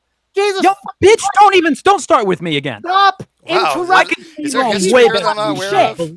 Dude, Is do there- not interrupt is there me. I'm history making here? a I'll point. interrupt you when I Ocean. goddamn. Ocean, You're moving chill, the dude. goddamn Shut goalposts like them that. fuck off. Ocean. I What mean, is your fucking there's problem? no point What's going talking on to here? you if Hey, I Cirrus, how's your day can't today? have my say. Waterlogging this fucking If I can't conversation. have my Ridiculous. say, there's no point talking don't know to what to you, do. you stupid, arrogant There's no piece point of in talking to shit. me. I'm willing to have an honest conversation, and as No, long you're as you're not willing No, to move the you're not goddamn willing to have an goalposts honest whenever conversation someone's trying to because you're not explain to willing you a to see my concept that you perspective. obviously don't If you're- understand. No, you are not willing to look at my No, perspective. you don't You're not- understand the concept. No, you're no. See, that's the thing. If is- you don't understand, People want me to moderate. How am I going to moderate? I'm I don't goddamn know. Ben trying to explain to you a Alright. simple goddamn My concept. goodness, you're And the way that you're stupid. responding to You the are question is moving the stupid. goalposts, you won't admit it. Arrogant. What is your problem? shit. All right, Arrogant. all right, let's. My Ocean, problem is that you won't shut the Alright, fuck up. I'm going to and hide let both me of you for a actually second. say I just want to moderate for a second, Kate. Relax. I'll give you your time. Kate, explain your position, and I will explain to you why you're wrong on this, because I do agree 1,000% with Ocean. You are moving the goalposts, and I'll explain to you why, but I think you deserve a minute to get why you think you're not. I think that's fair. And Ocean, just come on. Let her have her say. Come on. I don't know if you guys have history or what the deal is, but that was bizarre. Go ahead. Kate, you have to unmute. Or, yeah, No, we don't have this. you have to unmute, Kate. Kate, you have to unmute. No, we don't have history, okay, Steve. I just get okay. annoyed with dishonest conversation. Oh fuck I don't you, think she's trying to be bitch. I don't think she's not trying to be dishonest, Ocean. I mean, I agree she uses these See, terms I don't know. stipulatively. But I don't think Keep she's trying him to be muted dishonest. or kick him the fuck out because I can't talk when he won't shut up. Yeah, let her have her minute. So go ahead, Kate. Yeah, she can say her piece. Fucking Okay. Christ. No, keep him muted. Okay, now here's the thing. I'm not moving the goalposts. We're just talking about different things and always have been. When you talk about things that ought to be, like you're talking purely about the consequences, or hold on. I'm saying that what you want to have happen is what's important.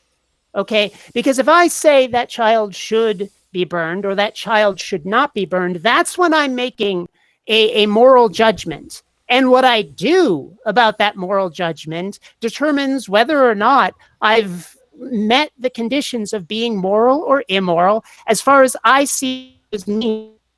Okay, so basically the end result determines whether I've been moral or immoral. But what I consider to be moral or immoral is what my actual morality is. You see the difference? Where it's like You're breaking up a little bit, but I think I got most of it. But it's basically concept versus application, and you guys are talking about application, and I'm still talking about the concept. all right, let's see. Let me explain why your error is okay, because you are moving the goalposts. Let me explain to you why. Let me explain to you why. I listen to you. When you give a hypothetical or you give a proposition, you cannot change the framework of the proposition into something completely different and say, well, what about this? Given the situation, given that a 6-year-old is burning their hand, and if you do want to reduce harm to that child, whether you don't or do or do not, makes a fucking difference. You can say, well, I don't want to remove I don't want to reduce harm. Okay, fine. Doesn't matter. That's relativism.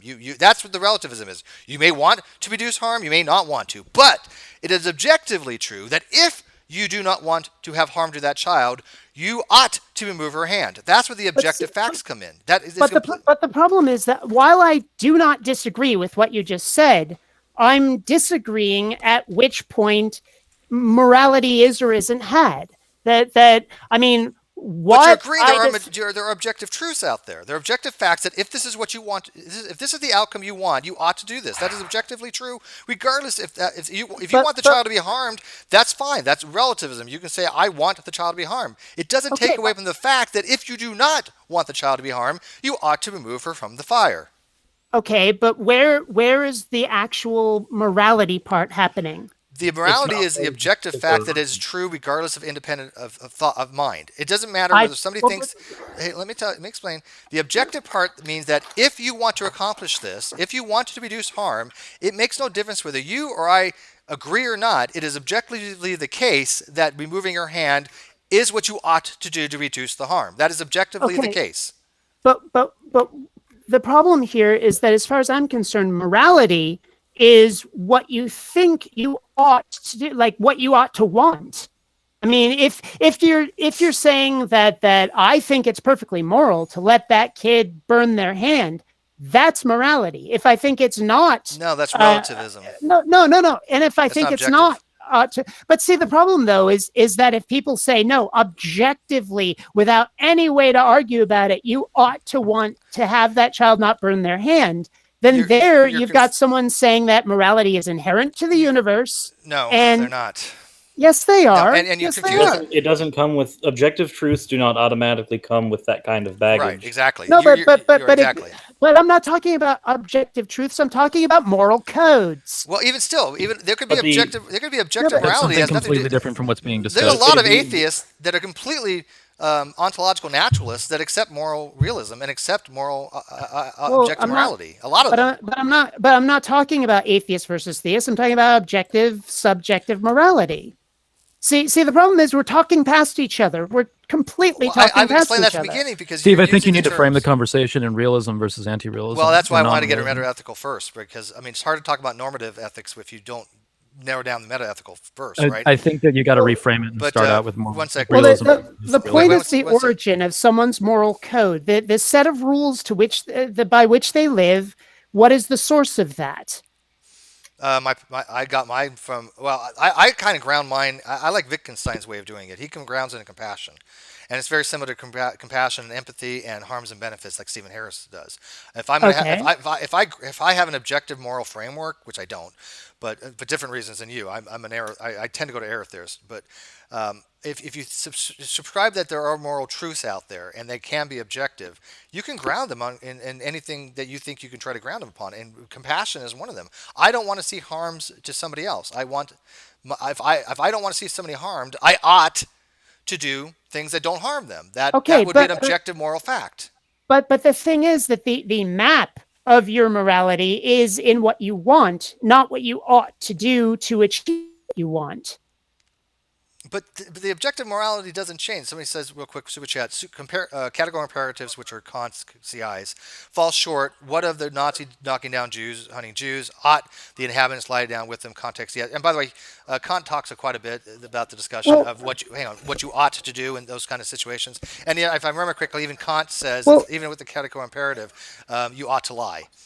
Well, but see, the problem here is when you talk about what you ought to do, what you're telling me is that this is the instruction manual for achieving certain goals. But as far as I'm concerned, That's morality, independent of mind. but as far as I'm concerned, morality is which goals you ought to strive for. But that's not relativism. hold on, not how you I see your mistake, achieve those goals, but rather whether or not you should have those goals. But that's the relative part. Relativism would be that certain cultures have certain morals that they try for, right? Certain things are more in one culture than in another. So their morality is subjective. But no, the morality is relative as opposed to absolute.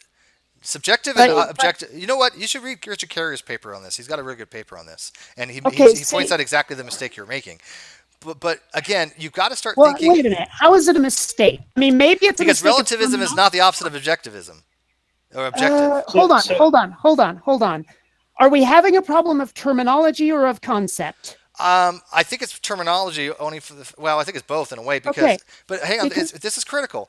If you're going to be talking about objective morality, you really need to use it the way everybody else uses it, and this is why everybody gets down on you for it because you don't use it the same way. If you don't think objective morality has to do with an ought, you're not using it the way objective morality is used across the board. No, but the problem is that I'm using objective morality to describe the source of the ought. That's the grounding. Okay.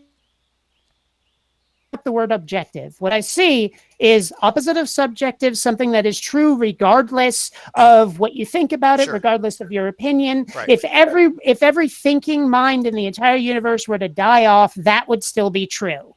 And I don't think that describes morality in any way, shape, or form. Okay. It really depends on where you put the object there. So my opinion, I mean, Steve had a conversation about this a while back. Most of the time when we think objective morality, especially within the atheist community, is the poisoned version of objective morality, where the object and the source of that morality, the grounding of that morality, is whatever deity happens to be ascribed to in whichever religion you're attempting to refute. And we do that a lot. The thing is that objective standard can be subjective to an extent. So if I have a morality that is objective to me being, or it's subjective to Western culture, within Western culture, it is very much an objective moral value. See, I have to disagree with that. Because it's still opinion. Every individual But who opinion looks at doesn't that, matter. hold on. Every individual who looks at that system that you say is objective in the West will have their own version of that system in their head, even if it's only this is like this. But I have a higher priority for rule A versus rule B, or rule A if I should want this, not that. I mean, they don't. Everyone doesn't carry the same system in their head, and even if they did, it would disappear the instant every living creature died. All right, so let me ask you: is 1 plus 2 an objective? Steve, can I ask one you? sec. Like, one sec.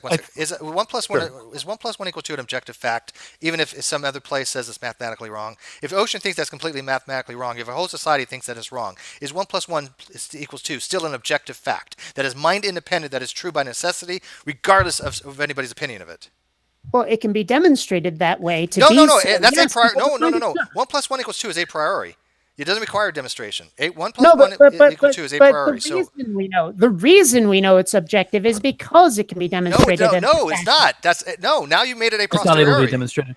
Well, So, see, 1 the plus 1 problem equals 2 is is not I demonstrated. don't think 1 plus Steve, 1 before we get into this, is something is a that valid comparison Why to not? morality. I don't think it's a valid comparison to morality. I'm because just trying to explain to you there are objective things out there. There are objective okay, facts. no, but that's not my dispute. My dispute is with the nature of morality, not with whether or not there's objective facts. But you're confusing relativism with objective facts, like everybody's trying to explain to you. Maybe Ocean, give it a shot. Steve, before I want end to this, try and because- like. Go ahead. So I think that something that might be useful is to try and have her explain what objective morality would be, because as she's explaining it, I don't think that if someone tried to explain divine command theory, that would be accepted as objective morality, because Well, it might be dismissed as God's opinion.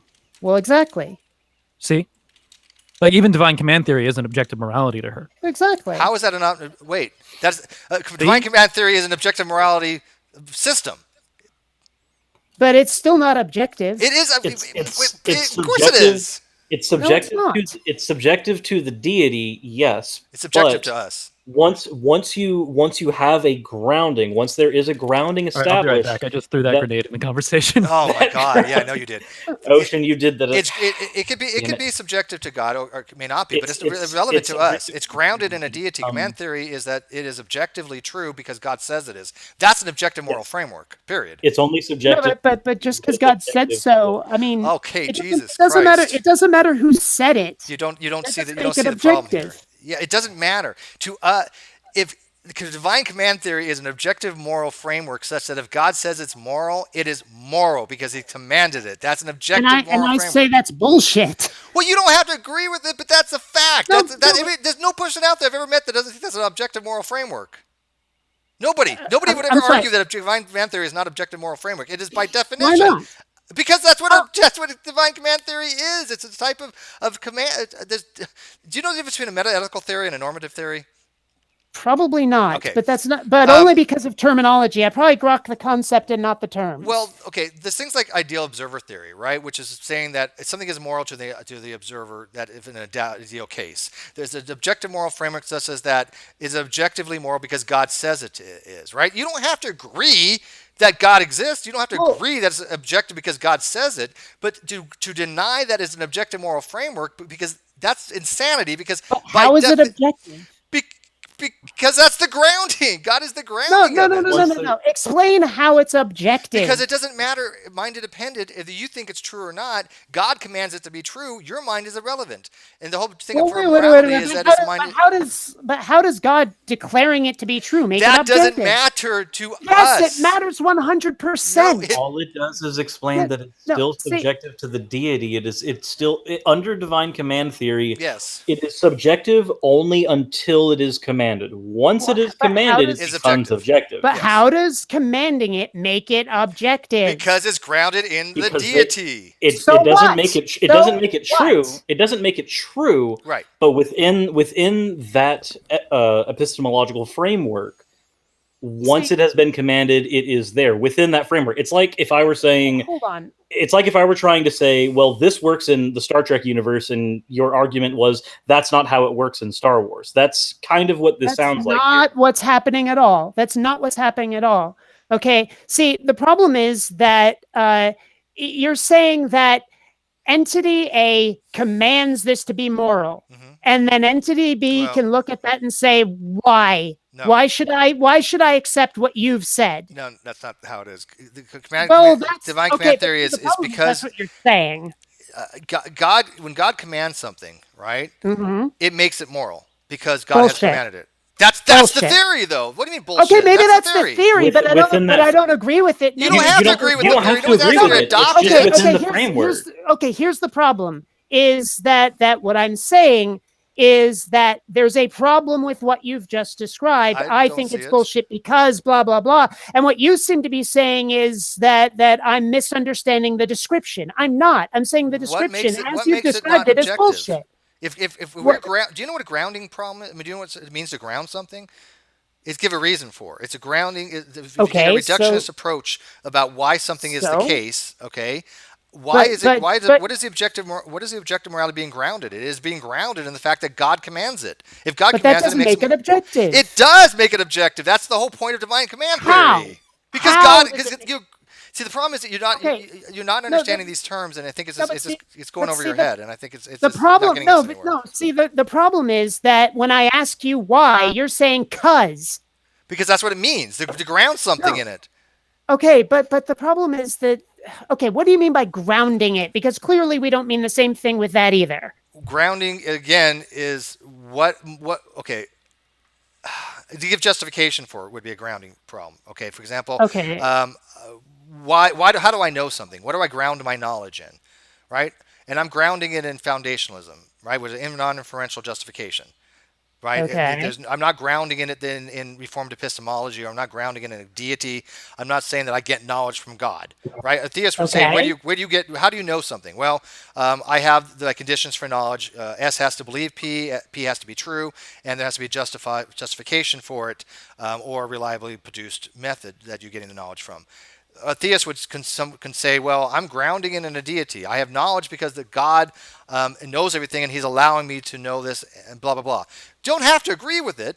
I think it's Okay. bullshit myself, but, But- well, it's but- it's still a valid means to ground something. You have to ground something somewhere. Okay, but if not, you run into but then- infinite but regress. hold on, but grounding something doesn't make it objective. That's not grounding it. Is not necessarily make it objective. The objective But is the fact that's what we're discussing is objective versus subjective morality. See, the problem is that you're kicking it too far down the road while we're still talking about point A or point B instead of point L. I mean, come on. Do you know what infinite? Okay, do you ever heard of the Munchausen trilemma? There's three I've things that heard you end of up doing. Munchausen by proxy. I don't No. know if it's the same thing. No, it's not. Munchausen Okay. trilemma, also known as the Agrippa trilemma, is that everything will kind of boil down to three things you have to eventually bite the bullet on. One of them is infinite regress. One of them is axiomatic assumption, or the other one is pains of circularity. The Okay. infinite regress helps with the grounding problem, right? Because you want to eliminate that. If you want to try to eliminate that infinite regress, and I say, okay, for example, the prime mover argument. Okay, this is a perfect example. You don't have to agree with this, right? You don't have to agree with Thomas Aquinas or anything, but this is a grounding issue. Everything has motion, right? Well, everything that has motion has to be because of something else have motion, and one part of motion through a chain of causal Okay, events. hold on. Dude, you're going down a lot of side paths here. Okay. Can we stick to the topic? Well, this is important. You're talking about grounding. You want to learn these topics. Let me explain them to you. if you have motion, something else had to cause that motion. Something else had to cause the motion. That's an infinite regress. I know what infinite regress Okay, the is. theist, and nothing illogical about that, but the theist will posit a grounding to it to say that the first movement, the prime mover, was God. Okay, that's the grounding. Hold on. Here's part of the problem, though, is that I don't give a flying shit what they've grounded it in. I care whether or not what they've grounded it in is true or valid. But you're And that's fine. you're You don't conflating have to agree. objective with true.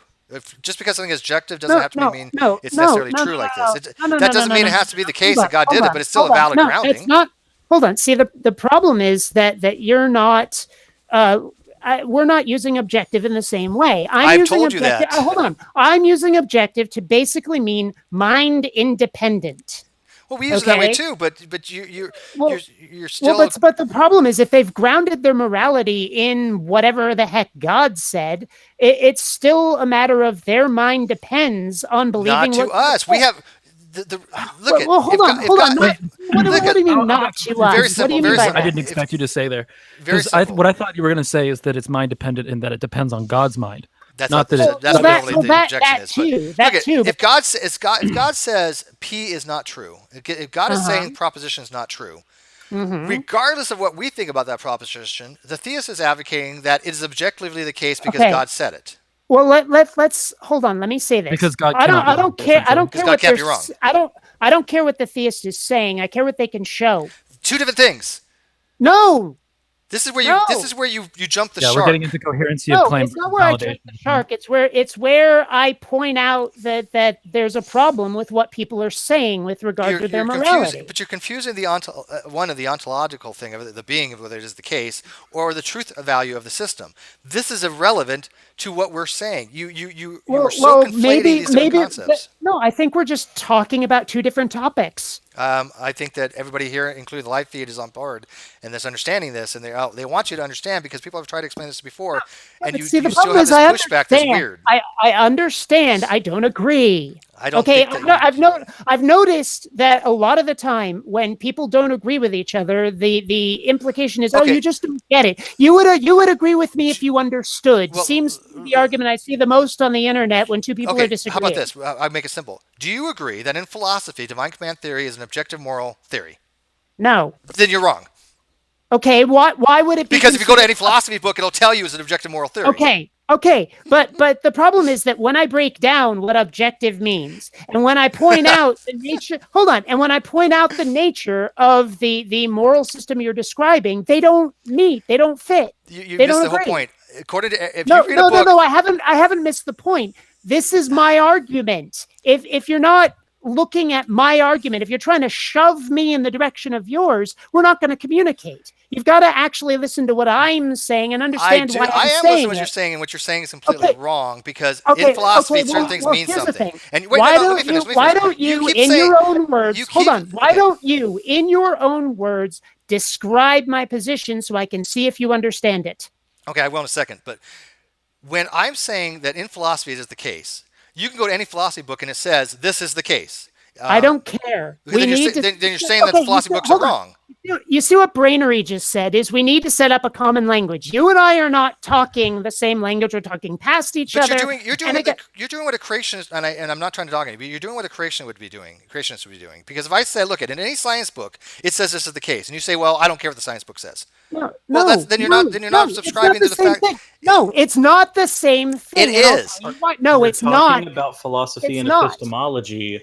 And then you Then- start working into physical things. Okay, see that's the problem. Is if you were to say to me, is evolution true or is creation true? I could study something in a lab. I could have it peer reviewed. I could have it tested. I could figure it out Sherlock Holmes style by looking at the facts and using logic. But what we're talking about right now is people's opinion on how someone should behave. Okay, let me give you an example of the same thing you'd be doing that a creationist would be doing, though. If I said to you, I don't agree with evolution. Macroevolution isn't speciation. If I say that right, and you say, hey, Steve, every science book out there says macroevolution. But I is wouldn't say that. Hypothetical. You or anybody else. Anybody says that. If somebody says, hey, Steve, macroevolution is not speciation, and that's wrong. and I say, look, but every science book says that it is, and you say, no, every science book doesn't say that, you're wrong because every science book does say that. Whether you agree with speciation or Bullshit. not. That's the argument from authority. No, it's not the argument of authority. Yes, it is. You're Jesus saying fucking you're saying Christ. I should accept it because It of would be science. No, books no, said no, it. no, no. Argument for authority is meaning that the No. proposition is true because Because authorities have said someone it. else said it. Yeah. it's Yes, and apparently you're saying it's I'm true not because saying the that science book said it. Yes, you're- my proposition is that every Okay. science book. Wait. My proposition is not that macroevolution is speciation. My proposition is that every science book will say that macroevolution is speciation. That's So the what if they proposition. do? So what if they do? Because you're I can- denying that I can- science books say that. No, okay, no. Then you No. are. You're the same thing. No. You're denying that philosophy Okay, says okay. that Hold on. divine Stop, math theory is an stop, objective moral framework. Stop. When I say no, I'm not saying that, and you say yes, you are, you're not listening to me. But it's the same approach. No, You're saying that it is philosophy not doesn't the say same this. approach. No, it's not the same approach at all. I asked you, Okay. according to the philosophy, is divine command dude, theory and moral. Stop. Because you're talking past me here. And I mean, I see people saying I'm not willing to learn. Well, neither are you. But I You're not understand where you're coming no, from. I you're really do. not- No, you okay. Then do like I said and describe it in your own words. Okay, you're trying to say that because in different situations culturally, that there is a subjective form of morality that is independent of anybody else, that is only specific to different people, and that their opinion dictates their morality. That's called relativism. That has absolutely nothing to do with the existence of objective morality. The divine command. Wait, let me finish. Hold on. Stop. I asked you to describe my what I said, not start explaining why you think it's wrong. Okay, and Now, you also think first of that all morality is subjective, which is ridiculous. Yeah. Why is that ridiculous? If everyone has their own moral code, no matter how similar it is to anyone else's that's in their relativism. head, but what they have is a subjective morality in their head. It's unique to them and would go away when they die. It's their position, it's their perspective, it's their opinion on behavior. Because that has no relevancy to objective morality, and that's what we're Okay. trying to No. explain to you. Hold on. What I asked you is how is that not subjective? That is things that are subjective, right? If I say I like, for example, the kid burning, right? It's subjective to me whether I want the kid to burn or not. I can pick either one. It's completely Right. subjective. There's no objective fact that I have to think that Right. I don't want the kid to burn. However, it is an objective fact that if I want her not to be in pain, I should remove her hand. That's an objective truth. But what I'm saying is that it's the want that is morality. But if no. you move, hold on. If you move beyond the idea of what I want or what I think ought to be the case, we're not talking about morality anymore. Okay, but there's such a discrepancy in the terminology, and That's what a lot is going on. Is this Yeah, is I talking recognize past on that. terminology. If you understand what I'm saying, can we move on? But you say things are just completely wrong. Oh, no. Apparently what I'm saying is hold on. No, apparently what I'm saying is completely wrong in terms of terminology. Yes. But can you talk about the concept, please? Well, nobody's going to argue there's not relativism. Because if all we're going to do is argue about the words we're using, then we're wasting our time. But does anybody argue relativism doesn't exist? Because descriptive moral relativism is a well understood thing that I think all ethicists accept. Okay, but when I argue about morality, I'm arguing usually against theists. And theists say that something is morally true regardless of any opinion, just because their authority said and that's it. And that it's built into the universe. But that's a different objection. That's That's a different objection. That's allowing them to keep the term and poison it, though. Yeah, It's slightly different than that. Hold on. But if I Because look when up theists the are word arguing divine command If theory, I look at, hold on, I got to address what Surus just said, All right. because he's talking about having poisoned the term, right? But if I look up the term, that's what we're talking about. So apparently philosophy uses the term completely differently from any other definition of objective I've ever looked up. a lot of times theists, or Christians especially, when they're arguing this, are arguing from a completely different perspective. Or no, it's a similar perspective, but different than what a lot of philosophists are going into. What theists or Christians generally are arguing for is going to be divine command theory. Okay. And divine command theory is going to be that morality is grounded in this one being that started everything. Mm-hmm. So it's going to be like very right? similar to the prime mover argument. You have a prime mover when it comes to morality. God is good, necessarily so, and therefore when the commandments that he gives are good because you can get into whether or not this is tautologist, but they're good because they came from God, and Right. God is necessarily an entity that is omnibenevolent and omniscient.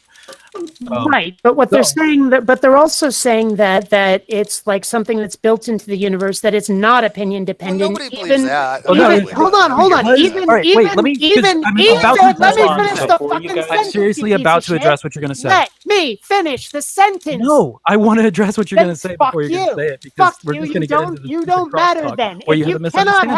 have a fucking civil conversation Yeah, where Lois, people let her finish, actually seriously. finish. I'm trying to get her to let me Fuck finish. you. She was talking.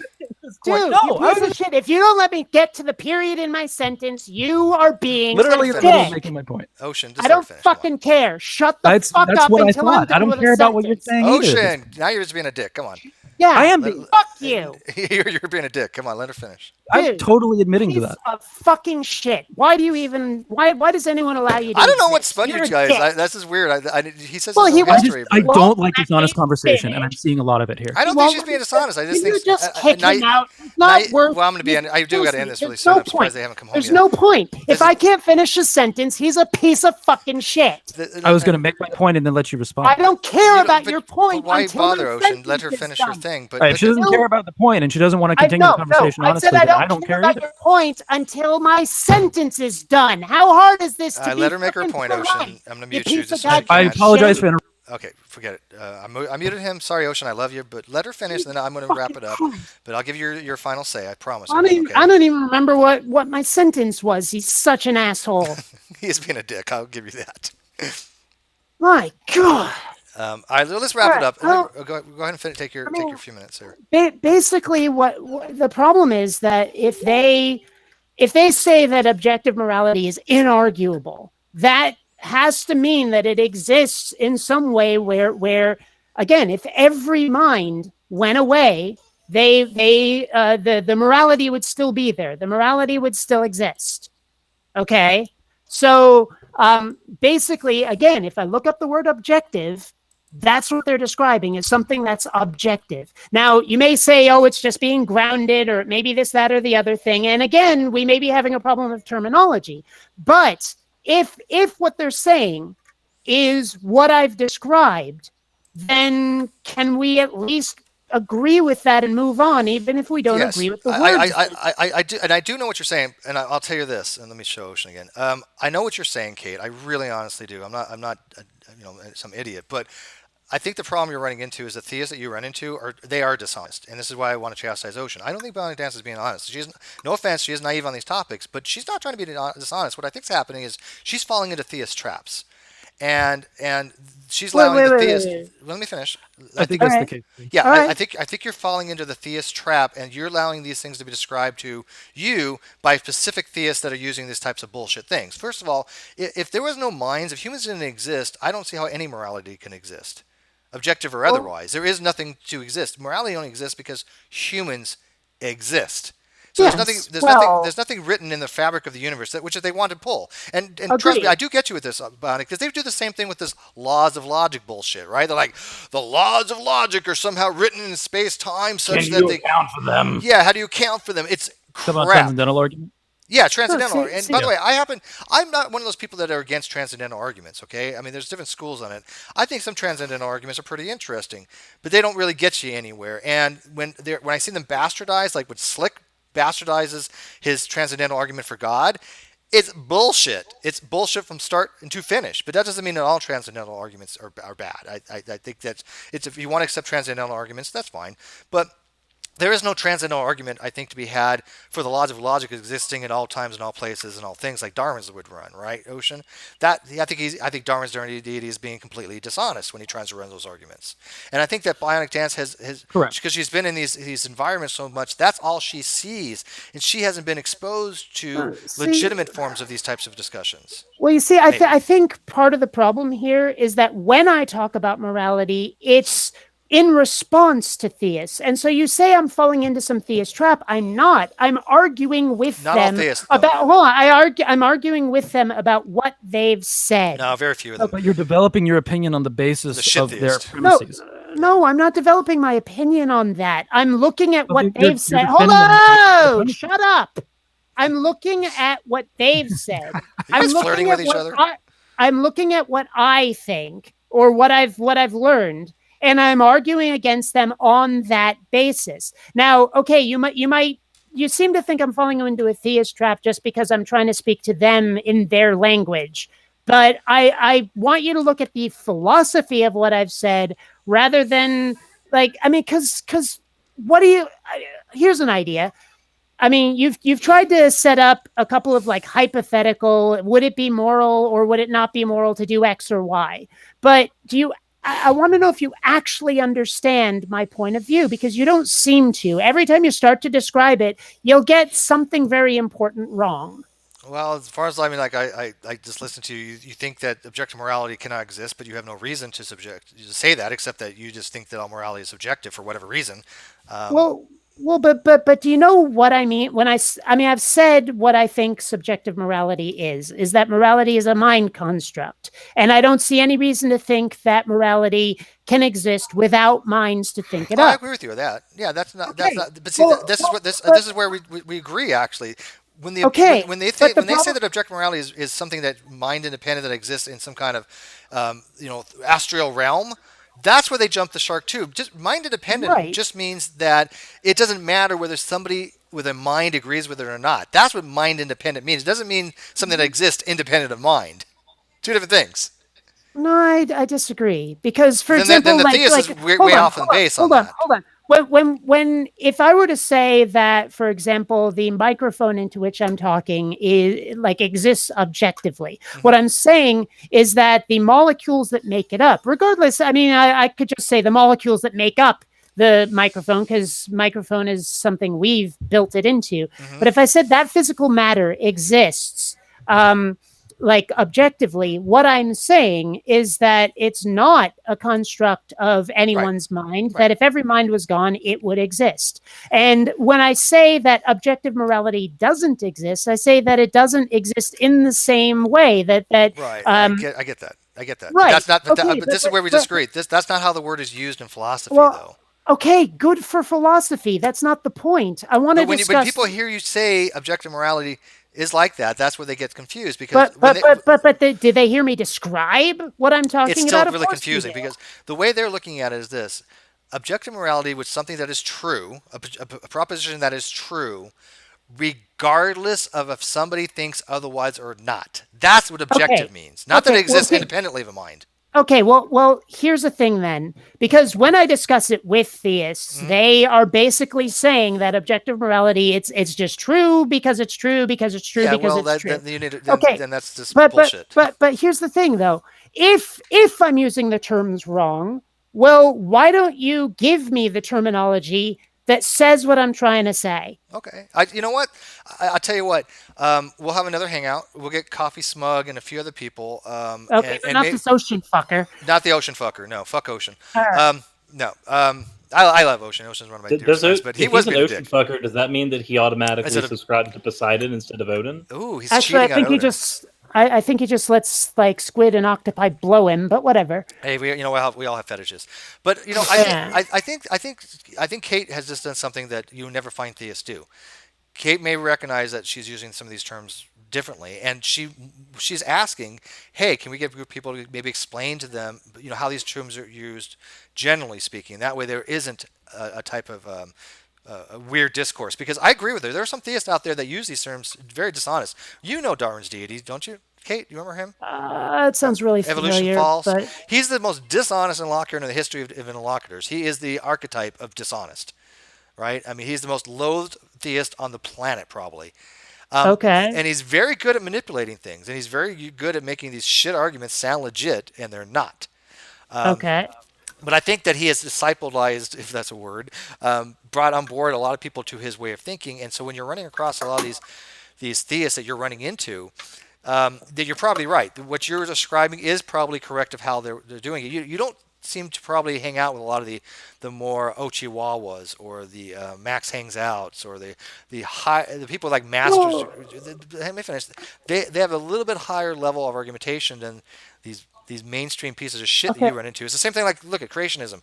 Look at, I can run across. I can destroy the average young Earth creationist, but going against somebody like Safadi or somebody with a PhD is going to be a little more challenging. I can do it, I think. But may I? Yeah. Well, I mean, here's the thing. You're talking about who I hang out with and who I don't. Really, I'm talking about who I argue with, because I mean, the point of my channel is to try to show people the shit theists are saying that's not right. And if I find a theist who's being fairly reasonable, even if I disagree whether or not a God exists, I don't address them. I'm sure I have tons of friends who believe in a God, who are so moderate that, like, I mean, maybe they pray once in a while, but who cares, right? I've said on my channel many times, as soon as they can share and play nice with the other kids, I shut the fuck up, right? Yeah. So, you're like me on that regard. You only care about the consequences. Look at it. If somebody believes in Odin, I don't give a fuck. Now he wants to teach that Odin is, in school. We're gonna have words. Right, but the point is that this is what drives my arguments. Is I'm arguing with the complete chowderheads. So fair enough. So, I mean, I probably, like I say, hang out with some of these theists, and maybe I don't even realize that's what they are. Yeah, no, I do get where you're coming from. I do understand that, and okay. Yeah, so we're on the same page there. So I think it's kind of a good time to bring it to a close. Okay. Cirrus, I just want, for the record, yes, it can be totally reasonable when people aren't being. I know, no, I guarantee you that someone there right now is already ripping what we just said and is going to look, hey, look, here's Bionic Dance flipping out, and I just know that's going to fucking happen. All right, look at guys in the live chat. We had a lot of people. Oh no, that's going to be said about me too. So yeah, but you trust me, it will be. Play nice with the Ocean and Kate. Look at Kate wants to learn these things. Ocean's is being a dick, but he's Ocean. But you know what? Be positive in this stuff. I don't see any reason to rip on somebody because they're not getting stuff right. I don't get stuff right all the time, and people, I don't care if they rip on me, but I'd rather. Oh no, it's not that she's not getting it right. It's that she's being indignant about it. That was my issue. Well, but also I'm being indignant because I would be like 3/4 of the way through a sentence and I'm about to say something relevant and you suddenly break in and I can't finish. You did interrupt her. Generally, I let you speak. No, you didn't. No, not really. Not really. Not really.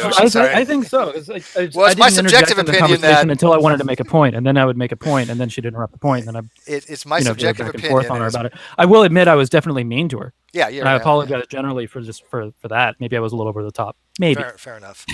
All right. Well, I happen to like Kate. The thing is, I can actually cope with someone being mean a lot better than someone interrupting me. Yeah, I mean, I'll be the first to admit I don't disagree with. I disagree with Kate on an awful lot of stuff, but I like her, and I like the fact she's passionate, and the fact that she wants to learn how these things are used in philosophy. What else can you ask from everybody? That's being intellectually honest, right? I mean, so I got offended. I got offended when Ocean's trying to say that like Kate's being dishonest. No, I see no dishonesty in what Kate is. She might be incorrect. Okay, she might be using things different, but there's not a duplicitous thing that I think. I don't know. The goalpost moving thing was where but that's not being duplicitous. That's not being dishonest. That's just what. I wasn't moving goalposts. I just thought that's what it felt like to me. I just hold on. No, I just see that the focus or the important part, the relevant part, is in a different place than you guys do. That's all. I mean, if you ask me what my argument is, I would still say the same thing, even if I'd never heard yours, right? So it's not moving the goalposts. I just have a different perspective. Well, I mean, you literally you change the proposition. If you change the proposition, you move the goalpost. But part of the problem though is that. As far as I was concerned, the proposition you were handing me lacked enough context for me to give an honest answer, a complete answer, an answer that I was comfortable with, right? Because, I mean, like I said, the whole... These are not easy questions. But I mean, the whole, like, do I think it's moral or immoral for X or Y to happen to a kid? I mean, like I would need more context. I mean, generally speaking, I'd probably say 99.9% of the time, I'd say that's a pretty shitty thing to do. Just become an error theorist and say all moral propositions are false. Well, see, the problem is just that if I'd answered yes, it's immoral to do that. Well, I'm sure someone could come up with what about in this case? What about in that case? Or do you so you're saying that it's always immoral and that's it and it's somehow built into the universe or whatever. I mean, I saw so many ways that a yes answer could have been, or a no answer could have been twisted. Yeah, no, I see that, but I mean that's why I was refusing to answer. But for some reason, I could not get that across, that I wasn't willing to answer simply because I didn't want to be taken out of context. I do understand that, but the problem is that I'm not. You should know by now. I don't play a game of gotcha. I'm not trying to. Well, lead someone somebody- else might. Yeah, no, I'm- no, I'm I u- get that. I get Let's that. put it this way: I'm used to people playing gotcha. No, I will be fair with you. I was being super conscious, or not conscious, cautious. Yeah. That's what I'm looking for. I was being super cautious about that, and I really wanted the chance to say, really, you got to give me something where an answer I give is more definitive, that I feel comfortable with it, all of that. It's just I wasn't willing to answer it, not because I didn't think you were making a valid point, but just to make sure that my position was respected. I get you. And I can also say that I definitely wasn't like letting you make your point in our back and forths. I feel like I was trying to get out a point, and then it didn't necessarily work out.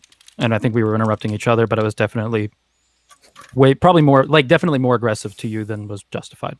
Thank I'll you. admit that. All right. Can we hug Thank and you. kiss and make up and Anyways, so I'm going to be ending this. I want to thank everybody. This was actually a good hangout. I mean, I like the fact some of these are passionate, and even though maybe we got a little bit aggressive, passion's good. I have no ill will to anybody here because I respect all three of these people. I mean, Kate and I go kind of more back than she realizes, but as she says, she has a tendency to forget, which is okay. I don't take it personally, but. No. I've never had anything negative to say I- about Bionic Dance. It's just I disagreed with her Yeah. vehemently. Well, on actually, certain I things. kind of want all of you dead, but that's another That's issue. fair enough. entirely. Yeah. I mean, fair. So you can eat us or something? Is that what atheists do? They eat people or babies or No, something? no, no, we Only only eat babies. Only Only babies. babies, Yeah. Too Only old. babies. I Yeah, can you would. attest I would not taste good then.